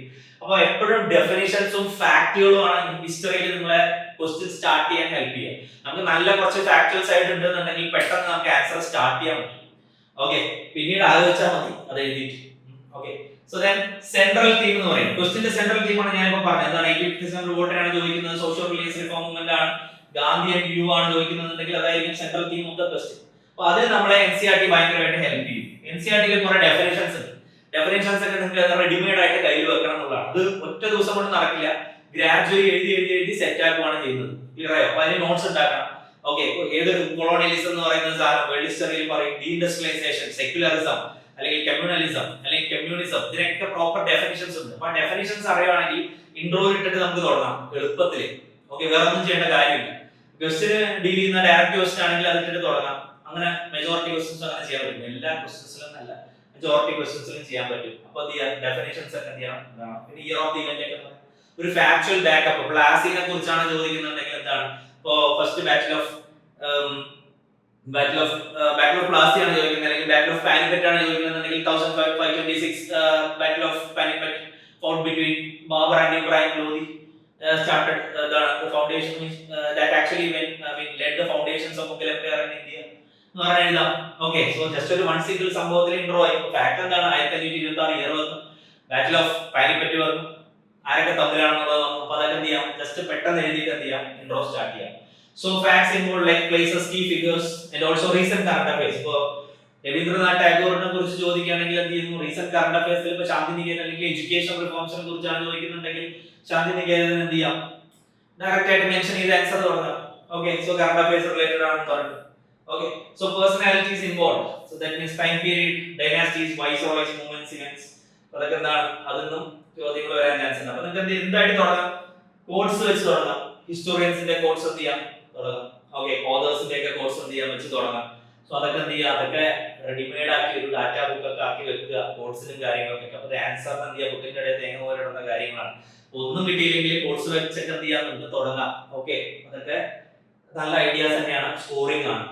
Okay, as I said before. ഇപ്പൊ ഇൻട്രോ എന്താക്കാം, ഫാക്ട് ബേസ്ഡ് ആയിട്ടുള്ള ഇൻട്രോ ഉണ്ട്, അതേപോലെ തന്നെ ഡെഫിനിഷൻ ബേസ്ഡ് ആയിട്ടുള്ള ഇൻട്രോ ഉണ്ട്, അല്ലെങ്കിൽ കറണ്ട് അഫയേഴ്സ് ബേസ്ഡ് ആയിട്ടുള്ള ഇൻട്രോ ഒക്കെ നിങ്ങൾക്ക് എന്ത് ചെയ്യാം, എഴുതാം. ഓക്കെ, ഇപ്പൊ ബോഡി ഓഫ് ദി ആൻസറിൽ നിങ്ങൾ ശ്രദ്ധിക്കേണ്ടത്, next second part is body of the ആൻസറിൽ പ്രത്യേകിച്ച് ഹിസ്റ്ററിയിൽ ശ്രദ്ധിക്കേണ്ട ഒരു കാര്യം, ഗിവൺ ടോപ്പിക്കിന്റെ നേച്ചർ എന്താണ്, ഡയറക്ട്ലി ഡീറ്റെയിൽസ് ആണോ ചോദിക്കുന്നത്, ടോപ്പിക്കിന്റെ അനാലിസിസ് ആണോ ചോദിക്കുന്നത്, കമ്പാരിസൺ ആണോ ചോദിക്കുന്നത്, അല്ലെങ്കിൽ എന്തെങ്കിലും ഒരു ഇൻഫറൻസ് ആണോ ചോദിക്കുന്നത് എന്നുള്ളത് എന്ത് ചെയ്യണം, നമ്മൾ ഒന്ന് അനലൈസ് ചെയ്യണം. അനലൈസ് ചെയ്തിട്ടാണ് എന്ത് ചെയ്യുന്നത്, അതിനെ ഫ്രെയിം ചെയ്യേണ്ടത്. ഓക്കെ, സോ എപ്പോഴും കുറച്ചുകൂടെ വെയിറ്റേജ് ഉള്ള, ഇപ്പൊ 15 മാർക്കേഴ്സിനാണെങ്കിൽ ചിലപ്പോൾ 2 ക്വസ്റ്റ്യൻസ് ഒക്കെ ഒരുമിച്ചിട്ട്. ഓക്കെ, ഇപ്പൊ 2 പേഴ്സണാലിറ്റീസിന്റെ 2 സൈഡിലുള്ള വ്യൂ ആണ് ചോദിച്ചിരിക്കുന്നത്. ഇപ്പൊ പൊളിറ്റിക്കൽ വ്യൂ, എഡ്യൂക്കേഷനെ കുറിച്ചുള്ള വ്യൂ ഗാന്ധിയുടെയും അംബേദ്കറുടെയാണ്. അപ്പൊ അതിന് നമ്മൾ സ്പ്ലിറ്റ് ചെയ്യാം. ഗാന്ധിയുടെ സ്റ്റേറ്റിനെ കുറിച്ചുള്ള വ്യൂ, ഗാന്ധിയുടെ എഡ്യൂക്കേഷനെ കുറിച്ചുള്ള വ്യൂ, ദെൻ രവീന്ദ്രനാഥ് ടാഗോറിന്റെ സ്റ്റേറ്റിനെ കുറിച്ചുള്ള വ്യൂ, രവീന്ദ്രനാഥ് ടാഗോറിന്റെ എഡ്യൂക്കേഷനെ കുറിച്ചുള്ള വ്യൂ. 4 ഹെഡിങ് അതിന് തന്നെ കിട്ടും. അപ്പൊ ചോദിച്ചിരിക്കുന്ന ക്വസ്റ്റ്യനെ നമ്മൾ ഹെഡിങ് ആക്കി മാറ്റുക. So which will make the examiner feel that we answered the question directly. We are actually satisfying the demand of the question and the feel with them. So that will increase your score in mains. Okay, so split the question into heads. Okay, so with coherence, that means the demand of the question should be satisfied, and structure with proper content. Okay, ആവശ്യാനുസരണം എന്ത് ചെയ്യാം, content വേണം, basic necessity ആണ്, and also spatial intelligence വേണം. ചിലപ്പോൾ എഴുതി തീരാൻ സമയം ഉണ്ടാവില്ല, അപ്പൊ കുറെ അധികം ആഡ് ഓൺസ് വേണമെങ്കിൽ ചേർക്കാൻ പറ്റും. മാപ്പ്, ഡയഗ്രാംസ്, അല്ലെങ്കിൽ ചാർട്ടുകൾ, അല്ലെങ്കിൽ ടേബിൾ ഓർ കോളംസ് ഒക്കെ എന്ത് ചെയ്യാം, ആവശ്യാനുസരണം എന്ത് ചെയ്യാം, ആഡ് ചെയ്യാം. അപ്പൊ ഇനീഷ്യലി നിങ്ങൾക്ക് ഫീൽ ചെയ്യുന്ന സ്ട്രഗിൾ എന്ന് പറയുന്നത് സ്പീഡും കണ്ടന്റും ആയിരിക്കും. അപ്പൊ നമ്മൾ ചിലപ്പോൾ സ്പീഡിന് അനുസരിച്ചുള്ള കണ്ടന്റ് ചിലപ്പോൾ എന്ത് ചെയ്യില്ല, നമുക്ക് സപ്ലൈ ചെയ്യാൻ, അല്ലെങ്കിൽ ഇപ്പൊ എന്ത് ചെയ്യില്ല, നമുക്ക് ടൈമിനനുസരിച്ച് അത്രയും സ്പീഡിൽ കണ്ടന്റ് എന്ത് ചെയ്യില്ല, ഇടാനുള്ള ഒരു പ്രശ്നം വരും initially. Most 90% of the people feel that they are actually not able to complete the answers. Okay, because ടൈമും അല്ലെങ്കിൽ സ്പീഡും കണ്ടന്റും തമ്മിലുള്ള ഒരു ഇഷ്യൂ എപ്പോഴും വരും. ഒരുപാട് കണ്ടന്റ് ഉണ്ട്, എഴുതി തീരുന്നില്ല, അല്ലെങ്കിൽ എഴുതി അതിലേക്ക് ഒതുക്കാനായിട്ട് സാധിക്കുന്നില്ല. അത് over a period of time gradually വരേണ്ട ഒരു സാധനമാണ്. ഒരിക്കലും എന്ത് ചെയ്യില്ല, അതിനൊരു ഒറ്റമൂലി സൊല്യൂഷൻ ഇല്ല. ദാറ്റ് മീൻസ് എന്താണ്, ഗ്രാജുവലി പ്രാക്ടീസിലൂടെ നമ്മൾ തന്നെ അണ്ടർസ്റ്റാൻഡ് ചെയ്ത് അത് ഐഡിയയോടെ ഒടുക്കി വെക്കുന്ന ഒരു കാര്യമാണ്. Okay, so that you have to study. Okay, you have to practice on your own. So simple language is necessary, so don't complicate by putting lot of unnecessary keywords. Okay, so examiner and impress ചെയ്ത് കളയാൻ general സ്റ്റഡീസിൽ ഒരിക്കലും വിചാരിച്ചൊരിക്കലും എഴുതരുത്. Because ഒരുപാട് answers കണ്ടിട്ടായിരിക്കും എന്ത് വരുന്നുണ്ടാവുക. അപ്പൊ അങ്ങനെ ആരും എഴുതാത്തൊരു point ഒക്കെ എഴുതിയിട്ട് ഇംപ്രസ് ചെയ്യാനൊന്നും വിചാരിക്കരുത്. ദാറ്റ് ഈസ് അൺനെസസറി എഫേർട്ട് ആണ്. അപ്പൊ അതിന്റെ കാര്യമില്ല. മര്യാദയ്ക്ക് ചോദിച്ചിരിക്കുന്ന ചോദ്യത്തിന് മോസ്റ്റ് കോമൺ ആയിട്ടുള്ള വരുന്ന ജനറൽ പോയിന്റുകൾ, ഇമ്പോർട്ടന്റ് പോയിന്റ്സ് എന്ത് ചെയ്യാം, ഇമ്പോർട്ടന്റ് ആയിട്ടുള്ള പോയിന്റ്സ് പ്രയോറിറ്റി ബേസിസിൽ അടുക്കി വെക്കാനുള്ള എഫേർട്ട് ആണ് എന്ത് ചെയ്യേണ്ടത്, ഉണ്ടാവേണ്ടത്. അല്ലാതെ ആരും എഴുതാത്തൊരു പോയിന്റിന് വേണ്ടി ഫോക്കസ് ചെയ്ത് സമയം കളയരുത്. ഓക്കെ, സോ ദെൻ റിപ്പീറ്റേറ്റീവ് ആയിട്ടുള്ള പോയിന്റ്സ്. അപ്പൊ എന്താണ്, എപ്പോഴും നമ്മൾ റിപ്പീറ്റേറ്റീവ് ആയിട്ടുള്ള ഒരു പോയിന്റിനെ വീണ്ടും വീണ്ടും വീണ്ടും ആൻസറിൽ എന്ത് ചെയ്യുന്നു, എഴുതി മറിക്കുകയാണെന്നുണ്ടെങ്കിൽ ഡെഫിനറ്റ്ലി എന്ത് ചെയ്യുന്നു, definitely the examiner will think that എന്താണ്, ഈ പേഴ്സൺ ലാക്ക് ഓഫ് കണ്ടന്റ് ആണ്. കണ്ടന്റ് ഇല്ലാത്തത് കൊണ്ടാണ് എന്ത് ചെയ്യുന്നത്, ഈ പറയുന്നത് തന്നെ പറഞ്ഞുകൊണ്ടിരിക്കുന്നത്. ഓക്കെ, സോ ടീച്ചിങ് അല്ലല്ലോ, മനസ്സിലാവാൻ വേണ്ടിയിട്ടല്ലോ ചെയ്യുന്നത്. സോ ദാറ്റ് മീൻസ് എന്താണ്, ഇപ്പോൾ റിപ്പീറ്റഡ് ആയിട്ടുള്ള കണ്ടന്റ്സ് എന്ത് ചെയ്യുന്നത് എന്നതിന്റെ റീസൺ അതാവും. അപ്പോൾ that is A different thing. അപ്പോൾ അതെപ്പോഴും ഒഴിവാക്കുക. റിപ്പീറ്റഡ് ആയിട്ടുള്ള എപ്പോഴും ബോർഡാണ്. റിപ്പീറ്റിംഗ് പോയിന്റ്സ് വിൽ ഡെഫിനറ്റ്ലി എന്താണ്, എക്സാമിനറിനെ റിപ്പീറ്റ് ചെയ്യും. അപ്പോൾ അതൊന്നും ചെയ്യാൻ പാടില്ല. ഒന്നും അറിയാത്തൊരു ആൻസർ ആണെന്നുണ്ടെങ്കിൽ ചിലപ്പോൾ എന്ത് ചെയ്യാം, ഇതിന്റെ dimensions, textual analysis, political, economical, environmental, അല്ലെങ്കിൽ എന്താണ് social, technological, administrative, legal perspectives ഒക്കെ വെച്ചിട്ട് എന്ത് ചെയ്യുക, ഫ്രെയിം ചെയ്യാൻ നോക്കുക. ഒന്നും അറിയില്ലെങ്കിൽ സിലബസിനെ ജസ്റ്റ് ഒന്ന് ആലോചിച്ച് നോക്കുക. അതിന് എന്തെങ്കിലും ഒരു പെർസ്പെക്ടീവ് ഉണ്ടെങ്കിൽ അത് ആഡ് ചെയ്യാം. തിങ്ക് ചെയ്യാനേ പറ്റുന്നില്ല, ബ്രെയിൻ കംപ്ലീറ്റ്ലി ഹാങ് ആണ്, fully overwhelmed ആയിട്ടാണ് ഇരിക്കുന്നതെന്നുണ്ടെങ്കിൽ go through the syllabus wise dimensions or cluster analysis എന്ന് പറയും. Political, economical, environmental, ethical, and then social perspective, technological perspective, administrative perspective, and legal perspectives ഒക്കെ നമുക്ക് എന്ത് ചെയ്യാം ആൻസേഴ്സിലേക്ക് കൊണ്ടുവരാം. ഓക്കെ, സോ കൺക്ലൂഷൻ എപ്പോഴും ഒരു പോസിറ്റീവ് നോട്ടിൽ എഴുതുക. ഏതൊരു ഇവന്റും ഒരു വേസ്റ്റ് ആണ് അല്ലെങ്കിൽ 1857 വോട്ട് ഒരു ഗുണം ഉണ്ടായില്ല, കുറെ ആളുകൾ എന്ത് ചെയ്തു വെറുതെ ഒരു അൺനെസസറി ആയിട്ടുള്ള എഫേർട്ട് ആണ് നടത്തിയതെന്നും പറയാൻ പാടില്ല. So it was a very big psychological boost for Indians against the British power, because ഇത്രയും വലിയൊരു പവറിന്റെ ഇടയിൽ കുറച്ചൊരു ലോക്കൽ ആയിട്ടുള്ള കുറച്ച് ആർമിയിലുള്ള ആളുകൾ എന്ത് ചെയ്തു 1.5 മാസത്തോളം മുൾമുനയിൽ നിർത്തിച്ചു അറ്റ്ലീസ്റ്റ്. അപ്പൊ അത് നമ്മുടെ ഇന്ത്യക്കാരുടെ കോൺഫിഡൻസ് കൂട്ടി. അപ്പൊ സൈക്കോളജിക്കൽ ബൂസ്റ്റ് ആണ് ബേസിക്കലി എന്ന് പറയുന്നത്. അപ്പൊ അതിനെ ആ ഒരു പോസിറ്റീവ് നോട്ടിൽ എപ്പോഴും എന്ത് ചെയ്യാനായിട്ട് പറ്റണം. അപ്പൊ ഇന്ത്യക്കാരുടെ ഫെയിൽഡ് ആയിട്ടുള്ള എഫേർട്ടുകൾ അല്ലെങ്കിൽ നോൺ കോപ്പറേഷൻ വെറുതെ ഫെയിലിയർ ആയി പോയി അല്ലെങ്കിൽ അങ്ങനെ പെട്ടെന്ന് വിഡ്രോ ചെയ്ത് ഗാന്ധി അങ്ങനെ നെഗറ്റീവ് കൊണോട്ടേഷൻ എപ്പോഴും നിർത്താനായിട്ട് പാടില്ല. ആൻസർ എപ്പോഴും പോസിറ്റീവ് ആയിരിക്കണം. ഓക്കെ, സോ അപ്പോൾ ബയസ്ഡ് ആയിട്ടുള്ള വ്യൂസ് എഴുതരുത്. ഇതൊക്കെ ഇപ്പൊ എല്ലാവർക്കും അറിയുന്നതാണ്. ബയസ്ഡ് ആയിട്ട് എഴുതരുത്. ക്രിറ്റിസിസം, നമ്മളൊരു കാര്യത്തെ ക്രിട്ടിസൈസ് ചെയ്യുവാണെങ്കിൽ അത് കൺസ്ട്രക്റ്റീവ് ആയിരിക്കണം. അപ്പൊ അതിനെ സബ്സ്റ്റാൻഷിയേറ്റ് ചെയ്യുന്ന എന്തെങ്കിലും ഒരു കാര്യം വേണം. അപ്പൊ ഗാന്ധിയുടെ വ്യൂവിനെ നമ്മൾ ക്രിട്ടിസൈസ് ചെയ്ത് എഴുതുകയാണെന്നുണ്ടെങ്കിൽ ഡെഫിനറ്റ്ലി അതിനെ സബ്സ്റ്റാൻഷിയേറ്റ് ചെയ്യുന്ന എന്തെങ്കിലും ഒരു ഇവന്റോ ഇൻസിഡന്റോ ഉണ്ടാവണം. അല്ലാതെ ചുമ്മാ അങ്ങ് കുറ്റം പറയാൻ വേണ്ടി കുറ്റം പറയാൻ പറയില്ല, അങ്ങനെ ചെയ്യരുത്. So criticism should have be followed by any kind of substantiation. Okay, so അപ്പൊ അല്ലെങ്കിൽ അതാണ് which makes the point very much constructive. So അപ്പൊ അങ്ങനെ എന്ത് ചെയ്യുക നോക്കുക. And also conclude by summarising the central theme. എപ്പോഴും ചോദിച്ചിരിക്കുന്ന ചോദ്യം എന്താണ്, ഒരു തീമായിരിക്കും ചോദിച്ചിട്ടുണ്ടാവുക. Whether it may be related to education reforms or press reforms or whatever, അല്ലെങ്കിൽ എന്തെങ്കിലും ഒരു പേഴ്സണാലിറ്റി റിലേറ്റഡ് ആയിട്ടായിരിക്കും ചോദ്യം ചോദിച്ചിട്ടുണ്ടാവുക. So summarise the topic into few words in conclusion with a positive note. Okay, എപ്പോഴും ഫോർവേഡ് ലുക്കിംഗ് ആയിരിക്കണം. So അത് കുറച്ചുകൂടെ കറണ്ട് അഫയേഴ്സ് അങ്ങനെയുള്ള സാധനങ്ങൾക്കാണ് എന്ത് ചെയ്യുക വരിക, അല്ലെങ്കിൽ പോസ്റ്റ് ഡിപെൻഡൻസിന്റെ ക്വസ്റ്റ്യൻസിനാണ് എന്ത് ചെയ്യുക വരിക, എഫേർട്സിനെ നമ്മൾ കൊടുത്തിക്കൊണ്ട് എഴുതുന്നത്. ഓക്കെ, ഇതൊക്കെ ഒരു ആൻസർ എഴുതുമ്പോൾ പാലിക്കേണ്ട കുറെ എന്താണ് എറ്റിക്വറ്റ്സ് ആണ്. അപ്പോൾ analyze the events and repercussions and changes it brought in, few words, and then need to stick to the crux of the question. ഒരിക്കലും കൺക്ലൂഷൻ എഴുതുമ്പോൾ ചോദിച്ചിരിക്കുന്ന ക്വസ്റ്റ്യൻ ആയിട്ട് എന്ത് ചെയ്യുന്നു, ഒരു ബന്ധമില്ലാത്ത രീതിയിലുള്ള കൺക്ലൂഷൻ എഴുതി വെച്ച് എൻഡ് ചെയ്യരുത്. Okay, so examiner will get confused and he will not be satisfied. Okay, so അപ്പോൾ എന്തെങ്കിലും ഒരു കോട്സ് ഉപയോഗിച്ച് എന്ത് ചെയ്യുന്ന എന്ത് ചെയ്യും, ഒരു പഞ്ച് കോട്ടുകളൊക്കെ എന്ത് ചെയ്യുക കുറച്ച് അതിലേക്ക് ഇടാനായിട്ട് പ്രിപ്പയർ ചെയ്ത് വെക്കുന്നത് കുറച്ച് ബെറ്റർ ആയിരിക്കും. ഓക്കെ, ഇതൊക്കെ നിങ്ങൾക്ക് ചെയ്യാവുന്നേ ഉള്ളൂ. ഇതെല്ലാം ഒറ്റയടിക്ക് ചെയ്യാൻ പറ്റില്ല. ഇതിപ്പോ എനിക്ക് പറയാൻ എളുപ്പമാണ്. സോ ഇത് ചിലപ്പോൾ 1.5 years ഒരു എഫേർട്ട് ആയിരിക്കും ഇതെല്ലാം ഫ്രെയിം ചെയ്യേണ്ട സെറ്റപ്പിലേക്ക് നിങ്ങൾ വരിക. അപ്പൊ ബിഗിനേഴ്സ് ആണെങ്കിൽ ഒബ്വിയസ്ലി ഫൗണ്ടേഷനിൽ ഫോക്കസ് ചെയ്യേണ്ടി വരും. ടോപ്പിക്സ് കൂടുതൽ അണ്ടർസ്റ്റാൻഡിംഗിലേക്കാണ് എന്ത് ചെയ്യുക അവർ ഫോക്കസ്ഡ് ആവേണ്ടത്. ദെൻ ലേറ്റർ എന്ത് ചെയ്യുക, ലേറ്റർ എഴുതി തുടങ്ങി സെറ്റ് ആവുമ്പോഴാണ് ഓരോന്നായിട്ട് എന്ത് ചെയ്യേണ്ടത്, ഗ്രാജുവലി അത് എന്ത് ചെയ്യേണ്ടത് നമ്മൾ പയ്യെ റെക്ടിഫൈ ചെയ്ത് കൊണ്ടുവരേണ്ടത്. Okay, so then value additions എന്ന് പറയുന്നത് ഇപ്പോ ഒരു സെഷൻ കിട്ടുക എന്ന് പറയുന്നത് ചിലപ്പോൾ എന്തായിരിക്കും ഡിഫിക്കൽട്ട് ആയിരിക്കും. ഞാൻ ഇതിൽ തന്നെ വാല്യൂ അഡീഷൻസും കൂടെ പറഞ്ഞു പോവാണ്. എപ്പോഴും എക്സാമിന് നമ്മൾ എപ്പോഴും എന്ത് ചെയ്യരുത്, ഒരു ഹൈഡ് ആൻഡ് സീക്ക് കളിപ്പിക്കരുത്. ദാറ്റ് മീൻസ് പോയിന്റ്സ് എപ്പോഴും എന്തായിരിക്കണം, വിസിബിൾ ആയിരിക്കണം. അപ്പോൾ വിസിബിൾ ആവണമെന്നുണ്ടെങ്കിൽ ഇമ്പോർട്ടന്റ് പോയിന്റ്സ് ഒക്കെ either അണ്ടർലൈൻ ചെയ്യണം അല്ലെങ്കിൽ ബോക്സ് പീസ് ആർട്ടിക്കിൾസിലേക്ക് കൊണ്ടുവരണം. Which will definitely make the examiner much more comfortable with your paper. Okay, so അപ്പൊ അയാൾക്ക് ഇത് സെർച്ച് ചെയ്യേണ്ട കാര്യമില്ല, പെട്ടെന്ന് സാധനം അവിടെ തന്നെ ഉണ്ട്, ആള് കത്ത് കിടക്കുന്ന നമ്മളെ കണ്ണിൽ തന്നെ മുന്നിൽ ഉണ്ടെന്നുണ്ടെങ്കിൽ it will make the examiner to find out the important points very simple. Okay, അങ്ങനെ സിമ്പിൾ ആയിട്ട് ഫൈൻഡ് ഔട്ട് ചെയ്യാൻ പറ്റും. അതുകൊണ്ട് എന്ത് ചെയ്യാം, അങ്ങനെ ചെയ്യാം, കീവേഡ്സ് അണ്ടർലൈൻ ചെയ്യാം. ആൻഡ് ഓൾസോ സിംബോളിക് റെപ്രസെന്റേഷൻസ് കൊടുക്കുക. ചില സാധനങ്ങൾ എന്ത് ചെയ്യും, ചില പോയിന്റ്സ് എന്ത് ചെയ്യുക, അങ്ങനെ ബുള്ളറ്റ് പോയിന്റ്സ് ഒക്കെ കൊടുത്ത് പെട്ടെന്ന് എഴുതി പോവാം. അല്ലെങ്കിൽ ആരോസ് കൊടുത്ത് ഓരോ ഇവന്റ് ബൈ ഇവന്റ് എന്ത് ചെയ്യുക, സ്ട്രക്ചർ ചെയ്യാം. ബോക്സ് വൈസ് എന്ത് ചെയ്യുക, ആരോ കൊടുത്ത് പോവാം. ഓക്കെ, അപ്പോ എക്സാമ്പിൾസ് മാക്സിമം കോട്ട് ചെയ്യാം. ഏതൊരു ഇവന്റ് ആണെന്നുണ്ടെങ്കിൽ ഇപ്പൊ ഒരു എന്തെങ്കിലും ഒരു റെബിലിയനെ കുറിച്ച് ചോദിക്കുകയാണെങ്കിൽ ഇൻസിഡൻസ്, ഇവന്റ്സും പേഴ്സണാലിറ്റീസ് ഒക്കെ എന്ത് ചെയ്യാം, എക്സാമ്പിൾസ് ആയിട്ട് കോട്ട് ചെയ്യാം. ബുള്ളറ്റ് പോയിന്റ്സ് എഴുതുന്നതായിരിക്കും നിങ്ങളുടെ സ്പേസ് പെട്ടെന്ന് നമുക്ക് കുറച്ച് സമയത്ത് കൂടുതൽ കണ്ടന്റ് ഡെലിവർ ചെയ്യാൻ പറ്റുന്നത് ഏറ്റവും നല്ലത്. നല്ല സ്പേസിങ്, അതായത് ലെജിബിൾ ആയിട്ടുള്ള ഹാൻഡ് റൈറ്റിംഗിൽ സ്പേസ് വിട്ടിട്ട് എന്ത് ചെയ്യുക, എഴുതുക. ആൻഡ് ഓൾസോ ബുള്ളറ്റ് പോയിന്റ്സ് എഴുതുകയാണെങ്കിൽ പെട്ടെന്ന് സമയബന്ധിതമായിട്ട് നമുക്ക് എന്ത് ചെയ്യാം, വിത്തിൻ ദാറ്റ് ടൈം നമുക്ക് തീർക്കാനായിട്ട് പറ്റും. And also we can add more number of points. Also flag ചെയ്യാം.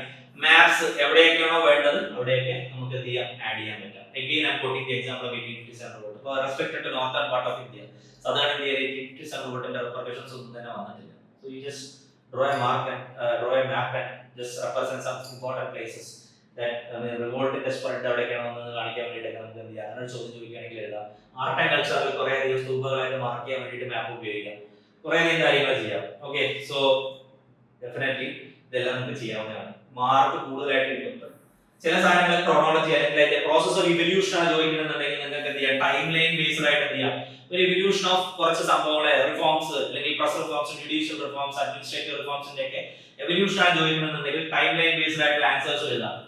അപ്പോൾ അക്കമിട്ട് ഇയർ ഇട്ട് നിങ്ങൾക്ക് എന്ത് ചെയ്താൽ മതി, എഴുതി പെട്ടെന്ന് പോയാൽ മതി. Okay, will make the answer much more presentable and better. Here, as usual, I said, ഇങ്ങനെ ഓരോ dimensions wise PESTEL analysis political 1857 റോഡിന്റെ കോസസ് ആണ് ചോദിക്കുന്നത്. വേഗമായിട്ട് കുറെ എഴുതുന്നതിന് പകരം political causes, army based causes, social causes, economic causes എല്ലാം നിങ്ങൾക്ക് എന്ത് ചെയ്യാം, എഴുതാം. Okay, so that will make your paper much more better. Okay, അപ്പൊ നമ്മൾ അപ്രോച്ച് ആണ് ആദ്യം നോക്കിയത്, എങ്ങനെയാണ് മോഡേൺ ഹിസ്റ്ററിയെ നമ്മൾ അല്ലെങ്കിൽ പോസ്റ്റ് ഇൻഡിപെൻഡൻസിനെ എങ്ങനെയാണ് അപ്രോച്ച് ചെയ്യേണ്ടത് ജസ്റ്റ് ഇത് പറഞ്ഞു. And then later we went through a lot of topics and thematic ആയിട്ടാണ് പോയത്, സെക്ഷൻ വൈസ് ആണ് പോയത്. These are all high potential areas for modern history. And then അതിനുശേഷം നമ്മൾ നോക്കിയത് എന്താണ്, കുറെ അധികം സ്ട്രാറ്റജീസ് ആണ്. അപ്പൊ എന്താണ് ആൻസർ എങ്ങനെയായിരിക്കണം, ഇൻട്രോ ബോഡി കൺക്ലൂഷൻ തന്നെയാണ് അതിന്റെ കാലാകാലമായിട്ടുള്ള രീതി. അപ്പൊ അതാണ് അതിന്റെ സ്ട്രക്ചർ എന്ന് പറയുന്നത്. അപ്പൊ അത് എങ്ങനെയായിരിക്കണം എന്നുള്ളത് ഞാൻ ജസ്റ്റ് പറഞ്ഞു. So you will understand it more when you write answers more. അത്രേ ഉള്ളൂ. ഓക്കെ, അപ്പൊ കൂടുതലായിട്ട് എഴുതുമ്പോൾ ഈ പറഞ്ഞ കാര്യങ്ങളൊക്കെ കൂടുതലായിട്ട് മനസ്സിലാവും. ഇപ്പൊ ജസ്റ്റ് നമ്മൾ കേൾക്കുന്ന മാത്രമേ ഉള്ളൂ. We don't know, we don't have any we didn't encountered with the real experience. ഇപ്പോൾ നമ്മൾ എഴുതാത്ത ആളുകളാണെന്നുണ്ടെങ്കിൽ നമുക്കത് അറിയില്ല. അതിന്റെ നെറ്റിക്രിറ്റീസ് ഒക്കെ പറയുമ്പോൾ കേൾക്കുക മാത്രമേ ചെയ്യുള്ളൂ, അത് മനസ്സിലാക്കില്ല, ഇന്റർണലൈസ്ഡ് ആവില്ല. സോ നിങ്ങളുടെ സൈഡിൽ നിന്ന് എഫേർട്ട് വരുമ്പോഴാണ് കൂടുതലായിട്ട് എന്ത് ചെയ്യുക, നിങ്ങൾക്ക് അത് കാര്യങ്ങൾ കിട്ടുക, ന്യൂആൻസസും നെറ്റിക്രിറ്റീസ് ഒക്കെ കിട്ടിയത് കുറച്ചുകൂടെ ക്ലാരിറ്റിയിലേക്ക് വരും. അപ്പോൾ so put a lot of work in this area, so definitely scores will definitely high. So appo diya nammal approach nammal diya modern history as well as post independence consolidation approach diya and yeah, so thank you so much.